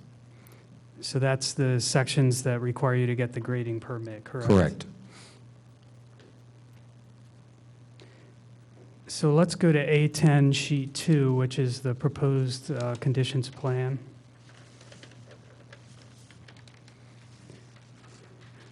So have you used the same marking system on Sheet 2 as you did on Sheet 1 with the numbering of the slope areas? It's the exact same layout, yes. So walk us through each area and tell us, what is happening in those areas by way of disturbance. We'll start with the driveway entrance that comes in to serve the building. That driveway, we have a driveway, a 10-foot wide driveway that comes back to an area which can provide off-street parking and parking for any maintenance vehicles for the site. That goes through the Area 6, which is the area that was disturbed as part of a grading permit. It also goes through a portion of Area 1, which is the area which was, we believe, was disturbed but did not have any permit on file. There is disturbance in there. We've tried to minimize that with the construction of a retaining wall there to minimize the required grading within that area. That driveway comes in, the intent is to come in off the existing circular, if you want to call it, driveway in the front of the house and go down to the area of the tennis court. to provide, we're working with grades. The elevation of the addition, or shall we call it the sports court, is roughly 6 to 8 feet below the driveway area, so we're coming down the embankment to meet that building. We are filling that area, creating a retaining wall to allow that driveway to be constructed. Area 2 is the... Now, excuse me, I'm Go sorry. ahead. And that will also provide for the needed construction Yes. access? Construction access, as you can see with the facilities that are being proposed, it is really not possible to get to the tennis court without going through those steep slopes in the front of the site. And even if the tennis court had to have substantial repairs, or those retaining walls needed substantial repairs, or a future landowner would want to remove the tennis court, would that be the way you would have to get equipment to that area of the property, given the configuration? Yes, I believe it would be. Okay, I'm sorry, you can continue. Okay. Area 2 is the area behind the tennis court. That a lot of that, or the majority of the area behind the building, is the area of the pool building, which would be at an elevation. We're trying to work with the grades that are existing, so that is at a higher elevation than the level of the tennis court. But there is some slope disturbance associated with that to create that structure at that point. We're proposing some grading at the back to tie in. So the area where that building addition is being proposed will be disturbed by the slopes. The slopes at the back of the building will be regraded. Right now, they are draining towards the tennis court. So the grading is required to make sure that water is not flowing up against the building, but coming down and going around the building, not to cause any structural problems with foundation drainage and things like that.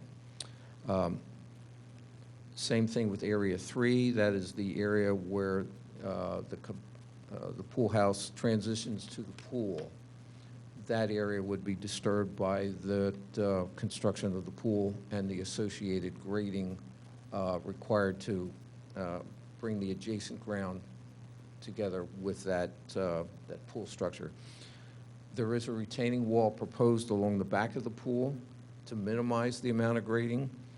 So although it doesn't impact the slopes, we're trying to minimize the impact behind that area, but to work with the elevations, we have to do a certain amount of grading in that area, and that does encroach on those slopes.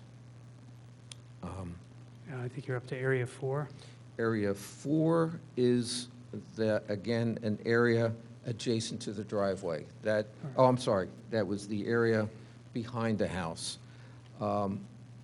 The existing patio is being reconfigured. There's existing steps, stone steps that go up to that higher area. They're being removed. New steps up to the pool decking are being proposed. The grading associated with tying all that together disturbs Area 4. Area 5? Area 5, there is some grading associated at the back of Area 5 to transition the area where the existing pool is being removed.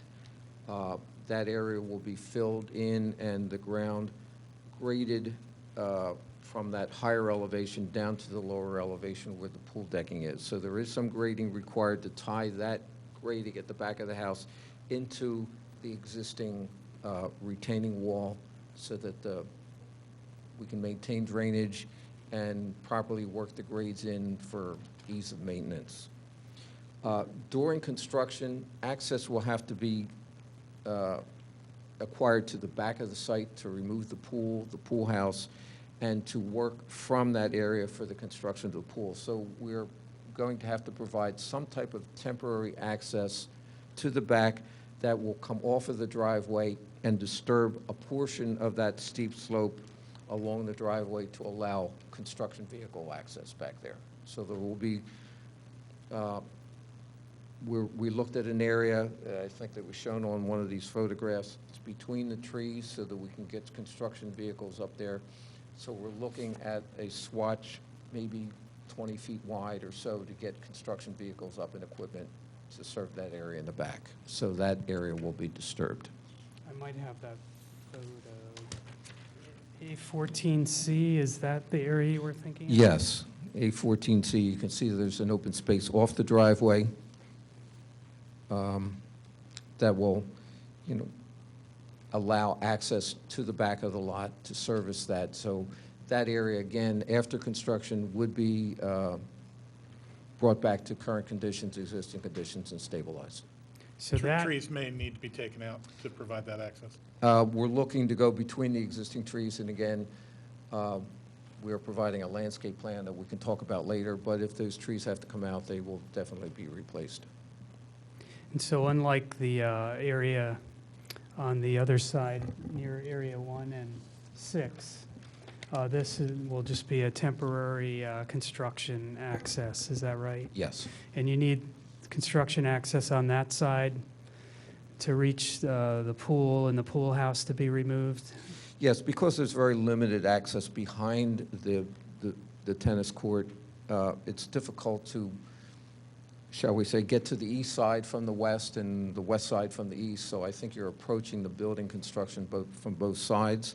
But at the same time, you have to get to that side of the building to remove the existing pool, the pool house, and the associated grading with that.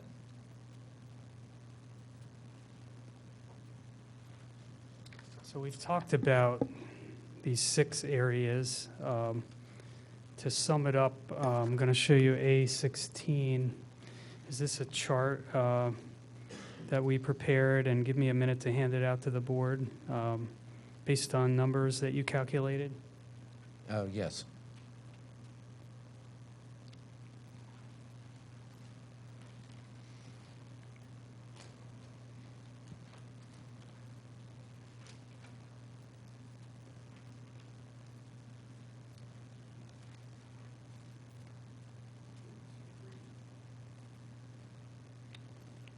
So this has each area that we've talked about, not number 7 because we're not disturbing that. It's got areas 1 through 6. Could you walk us through this? Yes, the areas shown were our takeoff of the areas delineated by those blue lines on the plan. So we calculate within Area 1 to be 4,907 square feet of slopes in excess of 20%. Our approximate disturbance limit of that is roughly 3,500 square feet. Area 2 is And we say we think they're all man-made. We think they're all man-made. And we've indicated, you had this in the testimony, but there's a column, grading permit, yes or no? Correct. Okay. So I'm sorry, 1, go 2, ahead. and 3 are areas where there's no grading permit on record. It shows, in addition to Area 1, Area 2, 1,977 square feet, all of that being disturbed.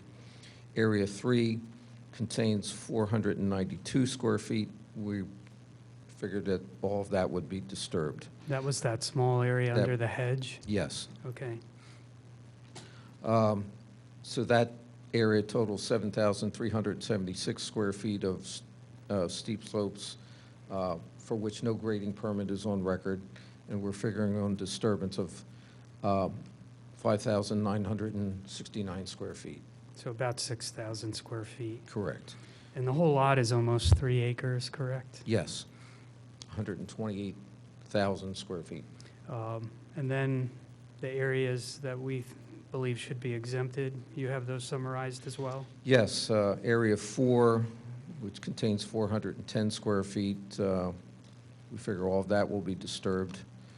Area 5, the area there is 3,742. I'm looking at roughly 300, maybe a little bit more square feet of disturbance there. Area number 6 contains 2,667 square feet, and we figure all of that will be disturbed.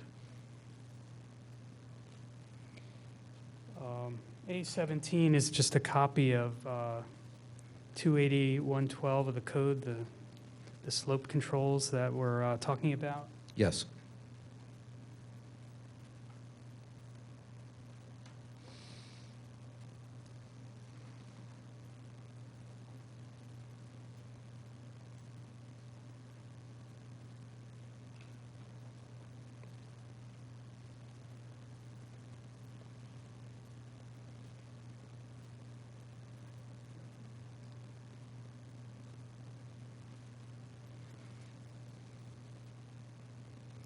Um, 112A has the intent of the provisions. Do you believe that by the nature of the slopes in question and the way you've designed the plan with retaining walls and such, that this will be inconsistent with the stated intent? I believe it meets the intent of the ordinance, yes. It does meet the intent of the ordinance. So it says to limit erosion and sedimentation. Will you be able to control erosion and sedimentation? Yes, our final grading plans will include details and calculations for all the required erosion sediment controls during construction. After construction, the area will be stabilized so that there will be no erosion. And it says it's also intent is to protect watersheds and limit increases in stormwater runoff.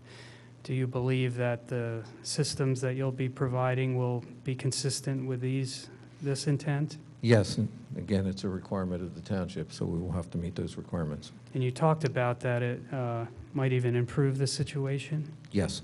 For stormwater.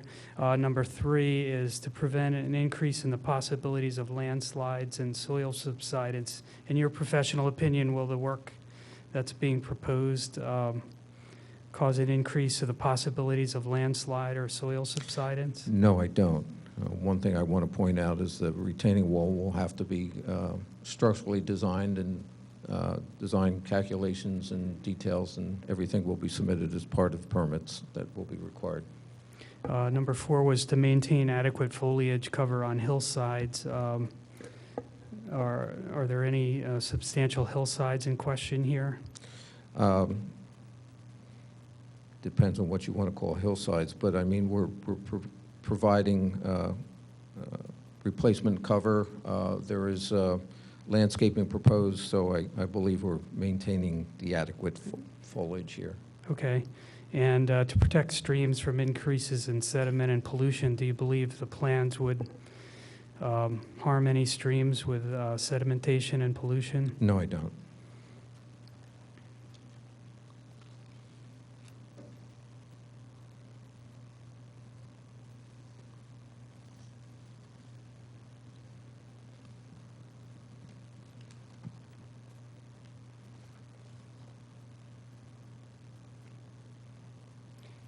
You mentioned that there would have to be a grading permit obtained, and that would be reviewed for compliance. In addition to that, for the structure, will a building permit also be required? Yes. And building permit also has reviews of structural items and building code items, is that correct? Yes. With regard to the variances, do you believe there are unique physical circumstances of the property that create an unnecessary hardship? I do. And we've talked about the slope areas. Yes. We've talked about the configuration of the lot and the buildings and the need to get access to those areas. Yes, we did. Has the hardship been created by the applicants? No, it has not. In your opinion, has the relief been minimized in terms of the grading and things of that nature? That was the intent of the plan, yes. In your opinion, would the requested relief for the continuation of the small setback encroachment or the steep slope disturbance alter the essential character of the neighborhood or district in which the property is located, or substantially or permanently impair the appropriate use or development of adjacent property? No, I don't. And do you believe these would be detrimental to the public health, safety, and welfare, the relief sought? No. That's all I have for Dave. Any questions from members of the board? Mr. Lord? I have a Mr. quick question. Oh, George, you okay? I thought I heard somebody. Oh, I'm sorry. Okay. Mr. Ferraro,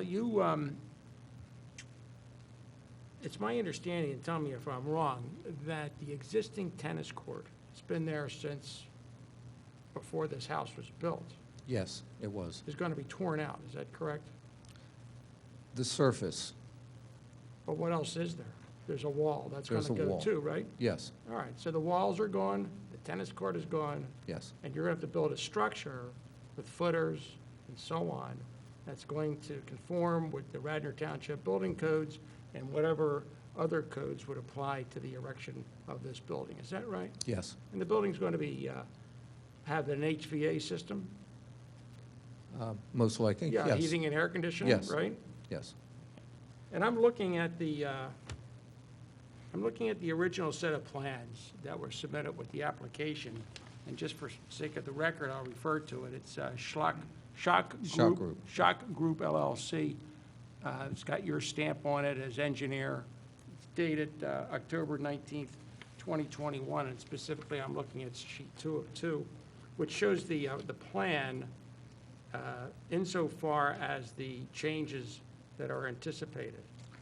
It shows that the finished floor elevation is going to be 310.5 feet, correct? yes, So it's going to be moved. It's not going to be where it is now. It's going to be slightly elevated above where it was originally, right?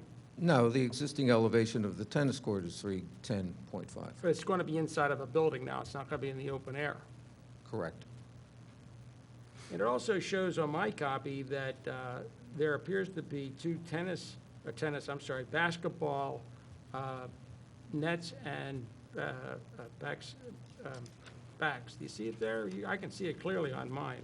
And also looks like you've already added a scorecard on the left-hand side. Are you looking at the existing conditions, Mr. No, Lord, I'm or the looking at proposed?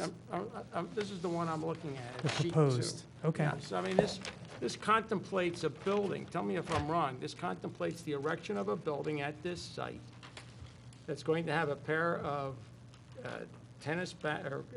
basketball nets and backboards. As the applicant explained in his opening remarks, it's to be used both for tennis and for basketball. Isn't that correct? It's a multi-use court. It is one court that can be used for both activities. Yeah, so what I just said is correct, isn't that Yes, right? yes. Okay. So in order to play basketball, you'd have to lower those backboards and nets down to low enough to the regulation height, correct?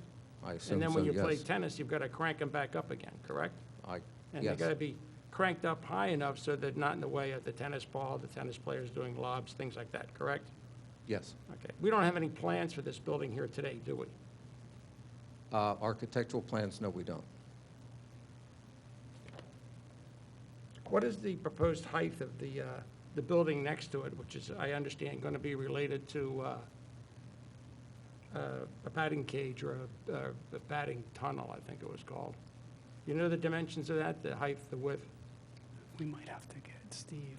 We might have to ask our architect to answer that, Mr. Lord. Okay, but there's no renderings of that here today either, is there? We haven't brought the renderings. I know that Mr. Riley had mentioned that, and that may be something we consider bringing back to the board. But as Mr. Kimmel indicated, there was some discussion with the neighbors about maybe changing the roof, number one. And number two, we were focused on the slope relief, which didn't really affect the architectural design. I will point out we're not seeking any height variances, so this plan will comply. But if the renderings are something that are important to the board, we may need to provide that to you at a later date. But I don't believe we have them here tonight because we did not think they would be at issue. Well, you just mentioned height. I was responding to your I know, comment that, but we don't know what the height is going to be, yeah, because they're not here. right, I agree Okay. if that's something that's needed, but I just wanted to clarify, this building will comply with the height. We're not seeking any relief to go higher than is allowed. That's all the questions I have about this, thanks. Mr. Weitzman? Just a real quick question. So I understand the encroachment of the building is pretty minimal, less than 1% based on your testimony. But I want to know what consideration was given to turning the building so that you are inside that setback. Again, the intent was to utilize an area that was already constructed upon.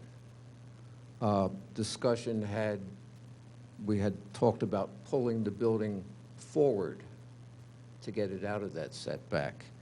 But then that brings it closer to the adjoining neighbor by that 16 feet that we're encroaching. But and again, absent any other requests for variances, if you moved it inside the setback, we'd be talking about a by right plan. We'd still have the slope issue. No, setting aside the slope issue. Right. yes. If you moved it, it would be a by right plan, and therefore you would not need relief. Correct. And while the neighbors might be upset with it, it's by right. I mean, that's just the way that works. Yes, I mean. Yeah, it struck me when you laid the pointer across, I think it's that one that's up, I've lost track of the exhibits. A8 was the new? A8 is the new one. Yeah, A8, you had laid the. sheet 2. Yeah, sheet 2. You had laid the pointer across it. It struck me that you could rotate that building a couple of degrees counterclockwise. Although I'm a lawyer, not an Yeah. engineer. But again, we And had it's figured. 10:30. Yeah, we had figured that there was a certain amount of slope disturbance that would have been associated with it. We were trying to minimize additional disturbance to the site by rotating it around. Again, maybe it pushes the building around that causes additional grading requirements somewhere else. The area was, in back of the building, was already disturbed, was a sloped area. By putting the building where it is, we can get rid of some of that steepness, direct the runoff. But frankly, we're trying to work within an area that was already disturbed.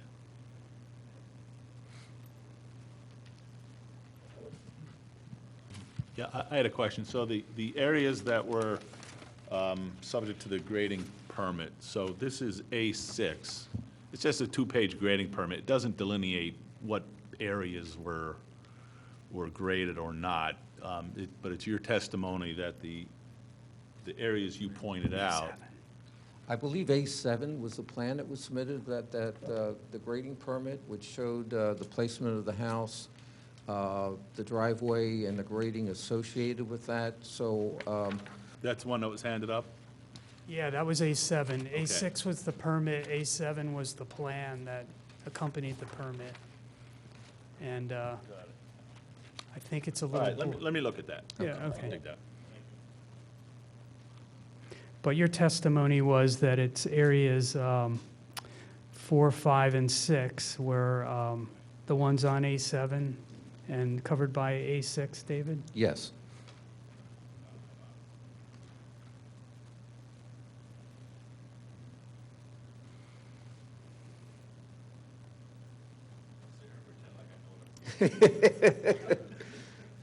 I'll come up and I'll give you my impression.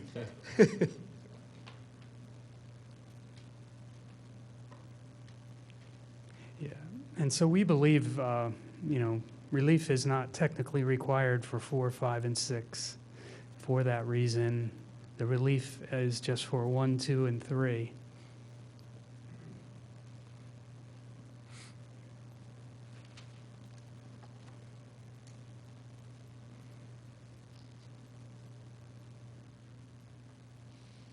While George is reviewing. You're done? Okay. Are there other questions for Mr. Fiorello? Don't go anywhere, Dave. Kevin? Yes. Wow, you saved me, pal, thank you. If the applicant wanted to simply build the tennis court in the location where it is shown currently, even with the slight encroachment into the setback, would that require variance relief from this board? I'd have to take a look at the language of the code regarding the perimeter setback. I don't know if it's buildings or structures. If it's structures, then no, it would not be. If it is a building, if the setback relates only to buildings, then there's a possibility that it could, from that standpoint. I'm sorry, I may have confused the question on you, sorry. If they were simply building the tennis court, no structure, no walls, no roof, just the tennis court, that would not require a variance, correct? Well, I don't know. That's what I'm saying. Okay. The perimeter setback for the for the density modification provisions, I would need to look to see if that relates to structures or buildings. If it relates to structures, then no, the tennis court would not be allowed. If that setback only relates to buildings, then yes, the tennis court would be allowed. Because the tennis court is a structure, not a building. Right, thank you. Mr. Brosman, you have any problem with that characterization? I don't think so, although I know many codes say that the word building includes a structure, so I was looking for that. Mr. Chairman, I'm looking at that provision now. It's 28092A1.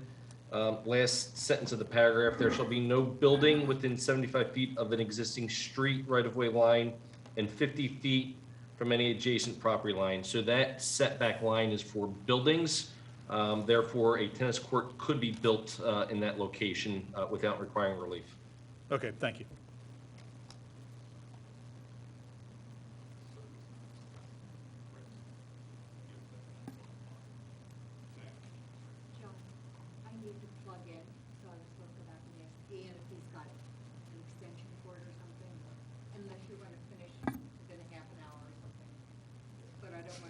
I would get the cord. We'll take a 5-minute recess.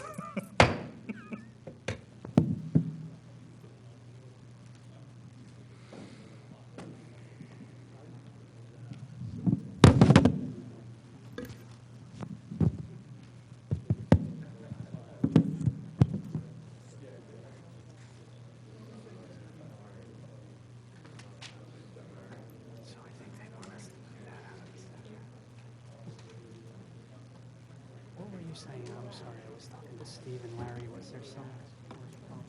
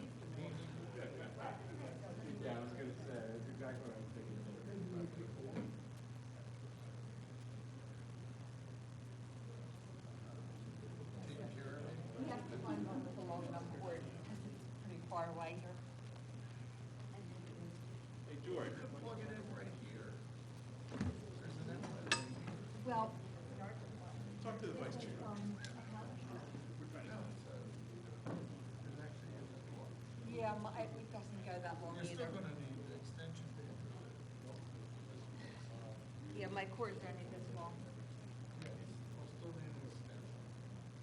Yeah, and that's why I said power.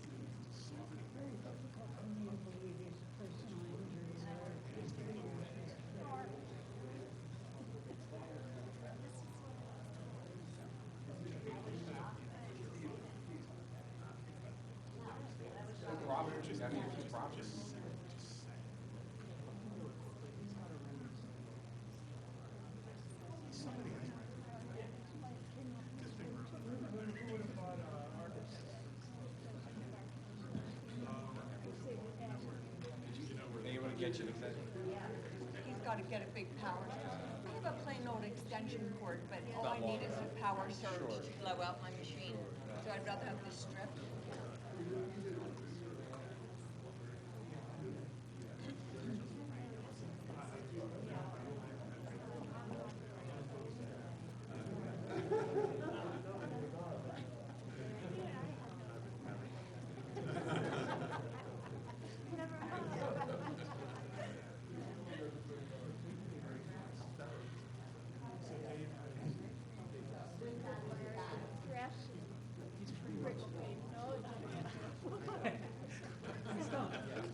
I gave you the opportunity to say, oh, sure.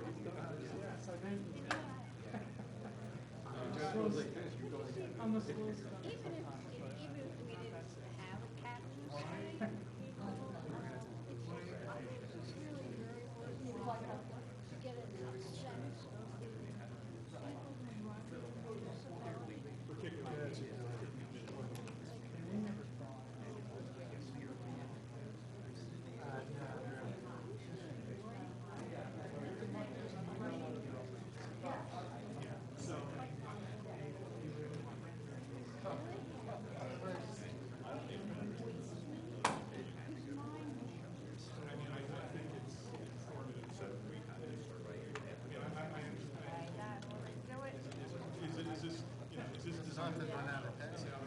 well, I think I need more than 4 hours, but okay, it's good. Yep, there it is, battery shot, yep. Thank you so much. I was like, well, I can't assess that. I mean, you know, my suspicion don't buy anything. Because that would ask me 2 years of work. I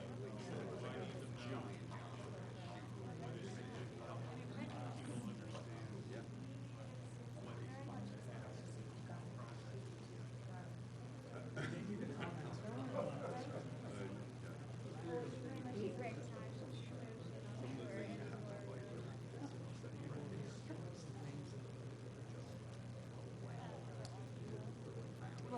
You're good, Norma? Okay. Okay, we're going to, I'm sorry. Okay, we're going to resume. I think, all right. Mr. Brosman, is there anything else with I think Mr. you were- Fiorello?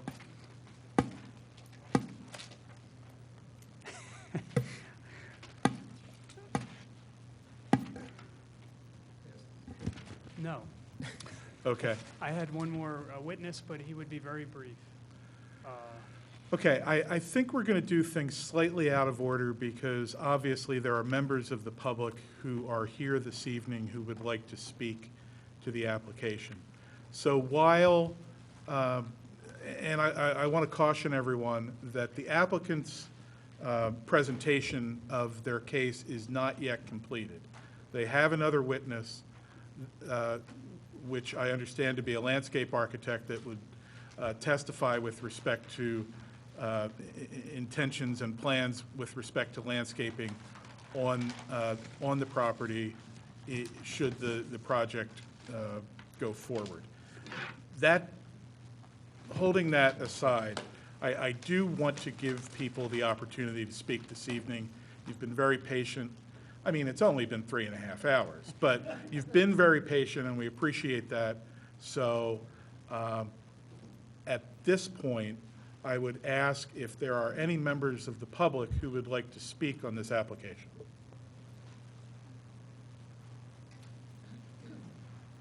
Good evening. My name is Richard Galley, G-A-L-I. You do solemnly swear or affirm the testimony you're about to give us will be true to the whole truth, nothing but the truth? Yes, I do. Okay, and your name once again? Richard Galley, G-A-L-L-I. And your address? So, Address. 43 Park Ridge Drive, Bryn Mawr. Good evening. My name is Richard Galley, and I am the president of the Millridge Condominium Association. Millridge Condominium Association is a 30-acre tract, 20 acres in Radnor Township, 10 acres in Haverford Township. Mr. Kimmel said at the outset of his presentation that everyone knows what's going on.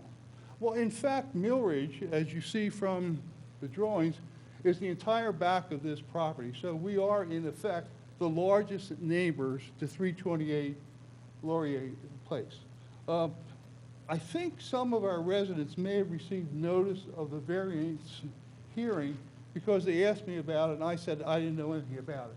One of our residents, Mary Inman, came to Radnor about 2 weeks ago, filed a right-to-know petition to find out more about it. This weekend, one of the neighbors, Jill Adams, came over to our property and started to speak to people. Came back to me. I've been the president for 5.5 years, and said she wants to talk to somebody what this is about. So I talked to Jill, got the information. We had our large semi-annual public meeting of all the owners and residents this Tuesday night. It's the meeting where John Nagel used to speak. This week, Maura Mulroney came, and it's actually the first indoor meeting we've had since the pandemic. I explained to the owners what was going on, that there was a request for variance, one of our neighbors, and the property, the area of question is small. As the council said, it's a small area of the petition, but I told our citizens what we had been told and what I had learned from reading the application and what Jill Adams told me, which was that instead of the tennis court, which has been there as part of the DeMoss estate, and well before Millridge was a condo in 1978 created, building started in 1980, 81, 40 years. Tennis courts were there forever.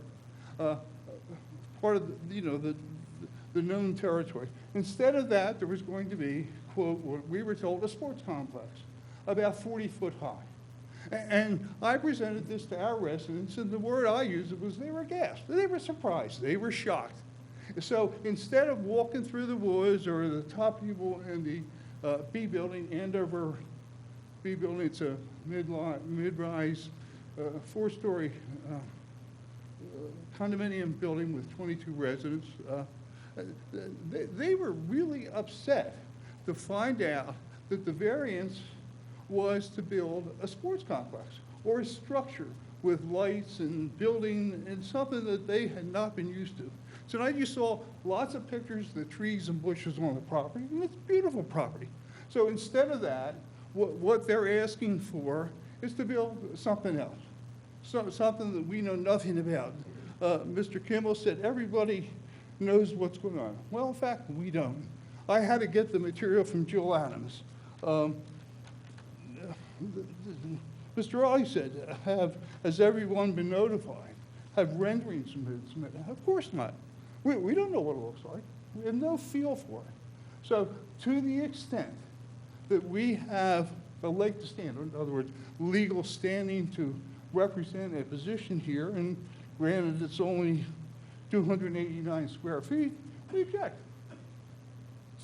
To the extent that we have a right to be heard, our voice says, don't do this. It ruins the quality and the character of the neighborhood for us, the trees, the landscape, the natural setting of Mill Ridge. I don't know if you've ever driven by it on Mill Road. It's terrific.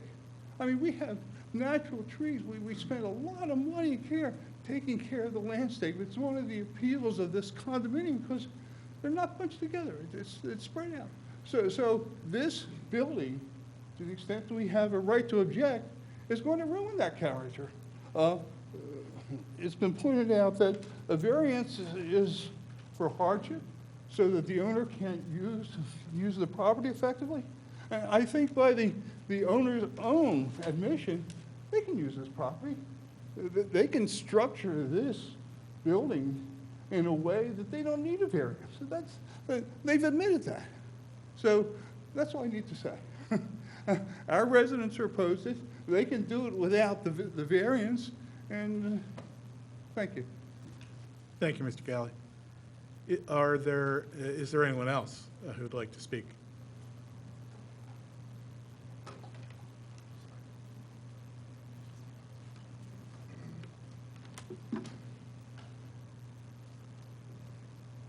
Yes, you do solemnly swear or affirm the testimony you're about to give will be the truth, the whole truth, nothing but the truth? I do. State your full name, please. Richard Sternhell, Sternhell. Thank you. My name is Richard Sternhell. I live at 321 West Laurier Place, 2 houses down from where the Kimmel's building is. We are original residents of Laurier. We've been there for 22 years. I'm appearing today to express our objection to the plans submitted for 328. While we believe the proposed project is really out of character with the planned community we live in, that the structure is considered an addition only by virtue of an enclosed walkway from their house to the new structure, and that avoids height limitations. And there is going to be a lot of construction over a long period of time and traffic annoyances. Our primary concern is the disturbance of the steep slopes. There are 2 properties between our residence and the Kimmel property. We have been extremely fortunate and unusual in Laurier that we have a dry basement. And it's been dry, and the stormwater system in Laurier is not very good as it exists. It overflows regularly. And so, but we've been lucky by virtue of the elevation. The proposed structure, driveway, and parking area will create significant additional impermeable space, and will also change the pattern of runoff as a result of the slope disturbance. I am absolutely sure that the Kimmels will do everything in their power to attempt to alleviate that. But one of the things I've learned I'm 75 years old, I've lived in 5 different cities and neighborhoods. Plans don't always work as they're supposed to, even in our current Laurier and the promises that were made about dry basements and stormwater management. It doesn't quite work the way it was promised. The project is projected to take a year and 18 months, depending on who you listen to, and that, of course, assumes no weather or supply chain constraints. Storms have been increasing in frequency and intensity over the last several years. And during the period of construction, before stormwater abatement is in place, I'm not sure that silt socks and haystacks will be sufficient to protect us. It seems more likely we could suffer water damage as a result of this project, as the houses between us and the Kimmels already suffer water damage. We're therefore opposed to granting of the variance for the steep slope disturbance. Thank you very much. Appreciate your time. Thank you, Mr. Sternhell. Next member of the public. You do solemnly swear or affirm the testimony you're about to give will be the truth, the whole truth, nothing but the truth. And state your full name, please, and spell it. Cindy Mullen, M-U-L-L-E-N. Okay, speak into that microphone nice and loud. Okay. Hi, I'm Cindy Mullen. I live in Lot 21, which is 324 West Laurier Place, right next door to the 328 Kimmels. I live downhill from the property. We currently get water from that property as it is now. My concerns are the steep slopes and also the, I guess, lack of knowledge. I was never approached by either of the Kimmels. What I'm seeing tonight, the sheer scope of it, is just beyond what I had learned. I was told it was a roof over the tennis court was what the project was, and that the driveway was a pavement and not permanent. Unaware of the extent of the amount of construction, and so for that reason, I am opposed to the project at this point. Thank you. Thank you very much. Anyone else care to speak on this application? You do solemnly swear or affirm the testimony you're about to give will be the truth, the whole truth, nothing but the truth. I do. And state your full name and spell it. Christopher Steinhauer, S-T-E-I-N-H-A-U-E-R. I reside at 117 Laurier Place. I'm actually in support of the project, provided it abides by the rules and regulations of the homeowners association, which it will have to eventually do. The Kimmels have been in the neighborhood for a long time. They host numerous events throughout the year where the entire neighborhood is invited. The kids have fun playing there. We watch movies. They have fire pits, tennis matches. The events are often catered, and everybody is treated extremely well. I've been on the tennis court a dozen plus times. Mill Ridge, I didn't even know it existed, to be honest, being in our community. It is so far tucked back. We even talked about, is there the potential to put a road connecting us to Mill Road? And the answer was no. The tree line has to be 200 plus feet deep. You can't see Mill Ridge. The current lights that are on the tennis court are probably 30 plus feet high. If I'm on the Mill Ridge side, I would rather see a basketball structure or a sports court with no lights at exterior than a fully illuminated tennis court. I also believe that it's a lot easier to get a lot of people that are opposed to the project here as opposed to the other neighbors and people in the community that all have been notified, yet don't feel necessary to come here just because they're in support, so they feel like not showing up kind of eliminates the need to show up tonight. That's really all I have. Thank you. Anyone else care to speak on the application?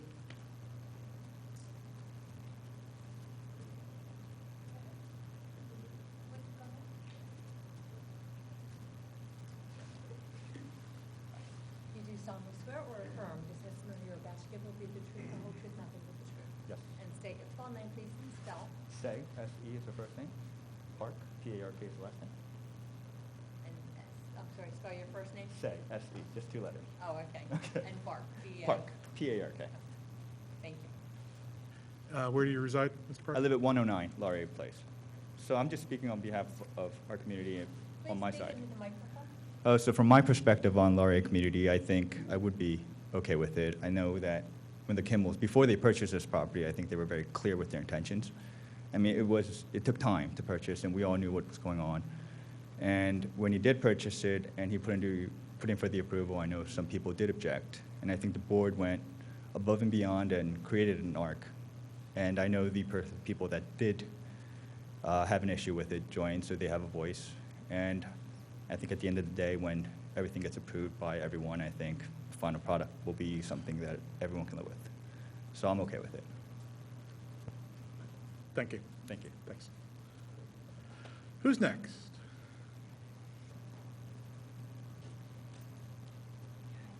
Hi. You solemnly swear or affirm the testimony you're about to give will be the truth, the whole truth, nothing but the truth. And state your full name and spell. Jill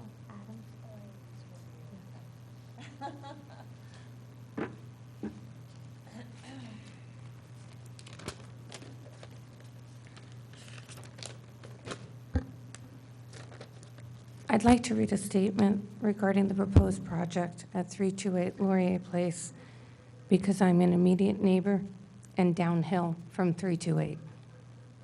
My husband and I purchased 329 West Laurier Place in 2008 because it's end of a quiet cul-de-sac in a planned community. Our backyard is bucolic.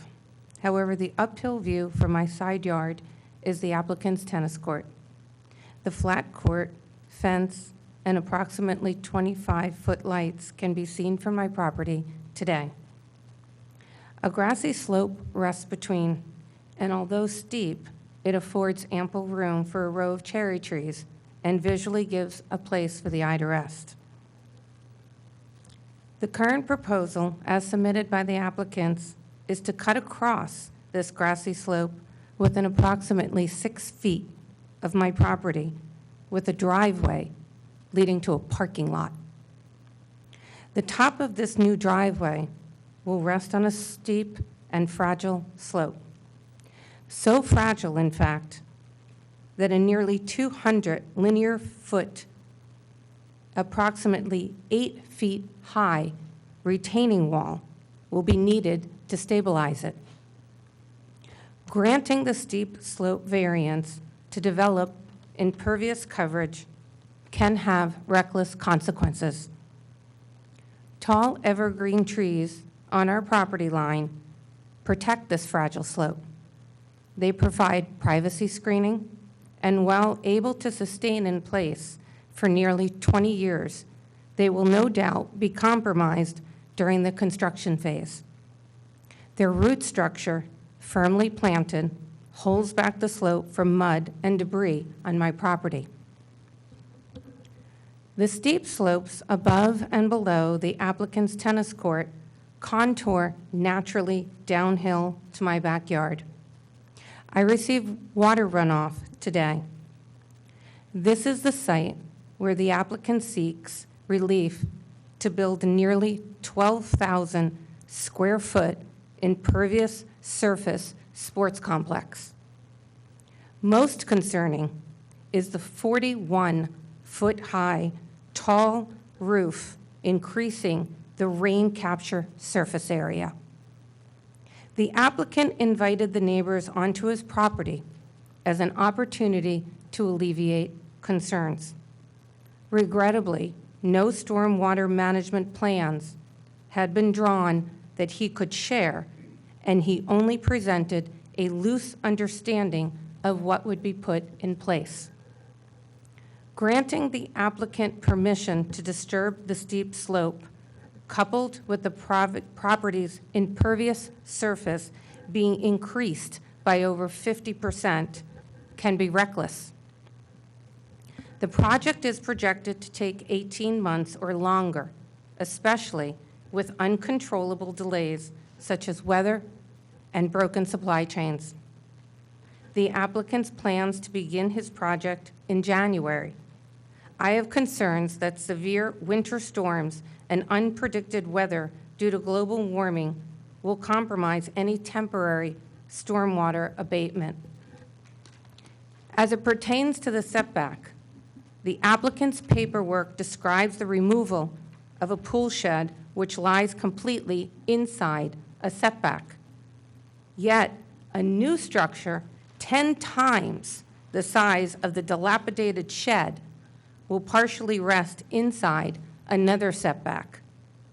With the second largest parcel in the development and more than twice the acreage of any other home in the community, I am at a loss as to understand where the hardship exists for such an encroachment. Many of the steep slopes uphill from my property have remained intact for decades. Why disturb them?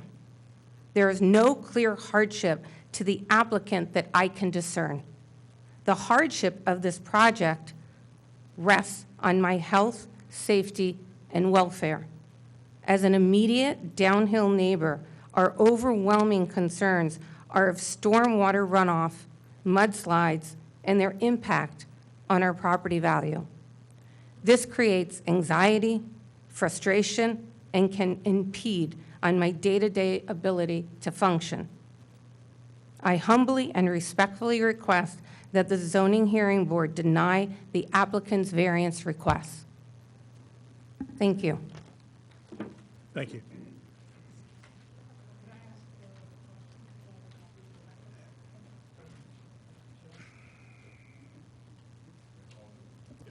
Ms. Adams, could you step up, please, George? I just had one question. Would you prefer that the structure be moved closer to your property so that it would not be in that setback? I'm sorry, I wasn't, this is the first, for the most part, that I'm seeing this project. There are pieces that I have been informed about. I have met with Mr. Kachansky.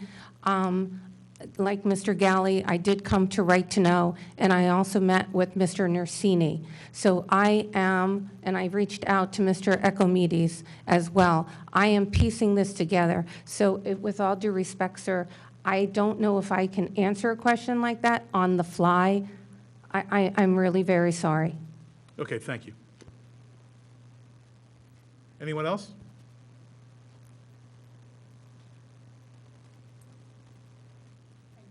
He's been sworn. And just state your name again. Ray Adams, ABAMS. Mr. Adams, you continue to be under oath. Thank you. So I'd like to point out to the board that all 4 of the applicant's immediate neighbors have expressed opposition to this project. And I'd like to read a statement regarding the proposed project. The view from my back deck is down to open space leading down to Mill Road. The view from the side yard, as my wife had mentioned, is leading up to the grassy hill leading to the tennis court. The fence and the lights from the existing tennis court can be seen from the property today. The current proposal as submitted by the applicant includes a 12,000 square foot sports complex with an 8,000 square foot driveway and parking lot. The driveway would cut across the steep grassy slope leading to the parking lot for what they have described to the neighborhood as temporary for construction vehicles. A temporary parking structure would not be paved with a nearly 200-foot linear retaining wall with surrounding landscape. Any hardship claim the applicant makes in requesting a variance associated with a driveway and parking area is not one related to the land. The parking of construction vehicles is not a hardship. It's an inconvenience only. Our neighborhood has been plagued with the inconvenience of construction vehicles over the years, primarily due to stucco remediation projects. Just as we did with our remediation project, we used our driveways, our lawns, whatever we had to do. So have the other residents of Laurier. Any parking of construction vehicles will be just another temporary inconvenience. If the variance from the steep slope regulations is approved, the township has no ability to mandate the removal of the driveway and parking lot, despite the applicant's representation to the neighborhood that it is temporary. The parking lot and driveway will require significant steep slope disturbances along with the retaining wall, as was shown, and the impact on stormwater management cannot be minimized. Now, the original DeMoss house sits on top of the Laurier estate, and it's about 100 years old. And as was previously noted, the tennis court is about 50 years old. The original Strawbridge house sits at the bottom of the hill on the other side of Mill Road and is also about 100 years old. So the applicant's claim that the slopes on 328 are man-made it's simply not true. The only way to get from the DeMoss house down to the Strawbridge house is going downhill and going through Lot 20. So those slopes have always been there. I am opposed to this project and to the disturbances of the steep slopes in particular. I also don't understand how a complex that is nearly twice the size of the original house can be deemed an addition. Adding a covered walkway to connect to the structure does not make it an addition. It is a separate structure, and should be treated as a separate structure. The steep slope disturbances will be significant and will have a lasting impact on stormwater management. The slopes are natural throughout the entire development, as seen by the plot plans dating back to 1916. Finally, Laurier is a planned community, and that planning did not include a sports complex or a rec center with a parking lot. Thank you. Thank you. Is there anyone else who cares to speak to the application? Okay, seeing none. Mr. Chairman, it's Kevin again. There was a letter that I forwarded to the board. I don't know if you read that into the record yet. No, Kevin. Oh, here we go. I did not. Norma, this is a letter from Dr. Winifred Constable, 200 East Laurier Place, Bryn Mawr, PA, 19010, to whom it may concern. This is a letter regarding the suggested construction of an enormous athletic facility at 328 West Laurier Place, Bryn Mawr. I am opposed to the construction of this new building. Not only will it cause a massive disruption in our small community of homes, but it is also enormous, larger than the original Laurier mansion, and is totally out of keeping with the character of the rest of the community homes.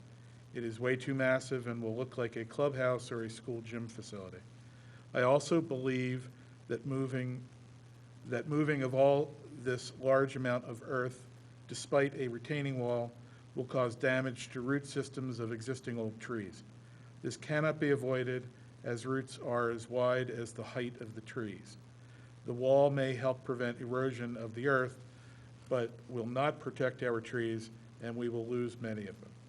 Thank you, signed Dr. Constable. Seeing no other public, members of the public wishing to speak, Mr. Brosman, how long do you think your next witness is going to take? Or should we're going to need a continuance anyway, right?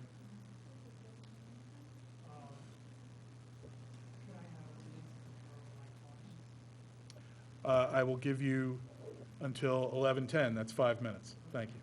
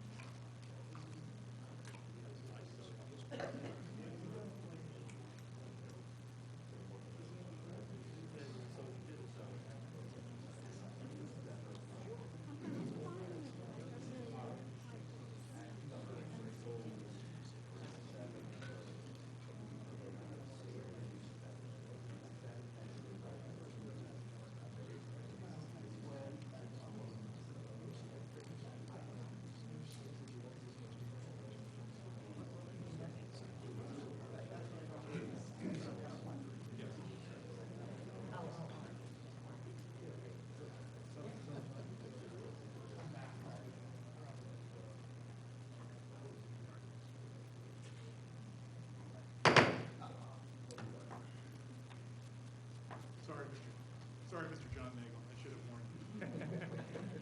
Quick with the gavel. Thank you.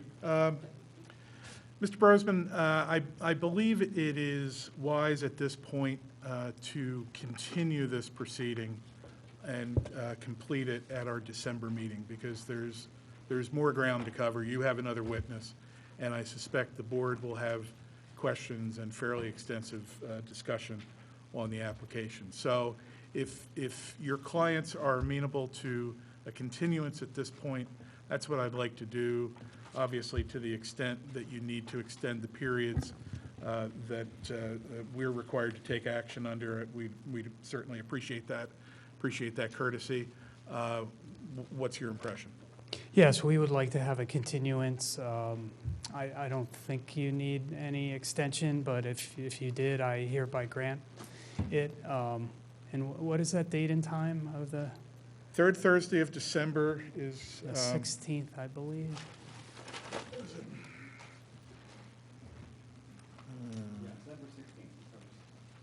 Yes, 16th of December, and we can pick up where we leave off at that time. And that would be here in this building at 7 p.m.? Here in this building at 7 p.m.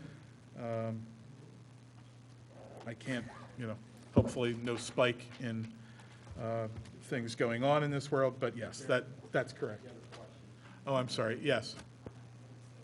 I just wanted to know, will people be notified that there's been a continuance, and then the same group of people, and hopefully maybe Mr. Galley and Mill Ridge, who apparently nobody can see, will also be notified this time? There isn't usually a notice that we send. That's why it's announced here. Yeah, that typically the announcement of the continuance during the hearing is notice to whoever is interested in the proceedings that we will continue on the 16th of December. Thank you very much. It'll be on the agenda, it won't be on the public agenda. If you go on the township's website and go to the zoning hearing board, just navigate your way to that, you'll see a list of the agenda, and it'll be there. Okay? Thank you.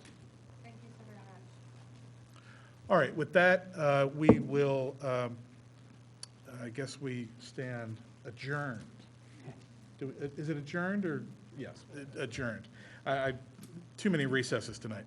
We stand adjourned until the 16th of December. Thank you, everyone, for your participation.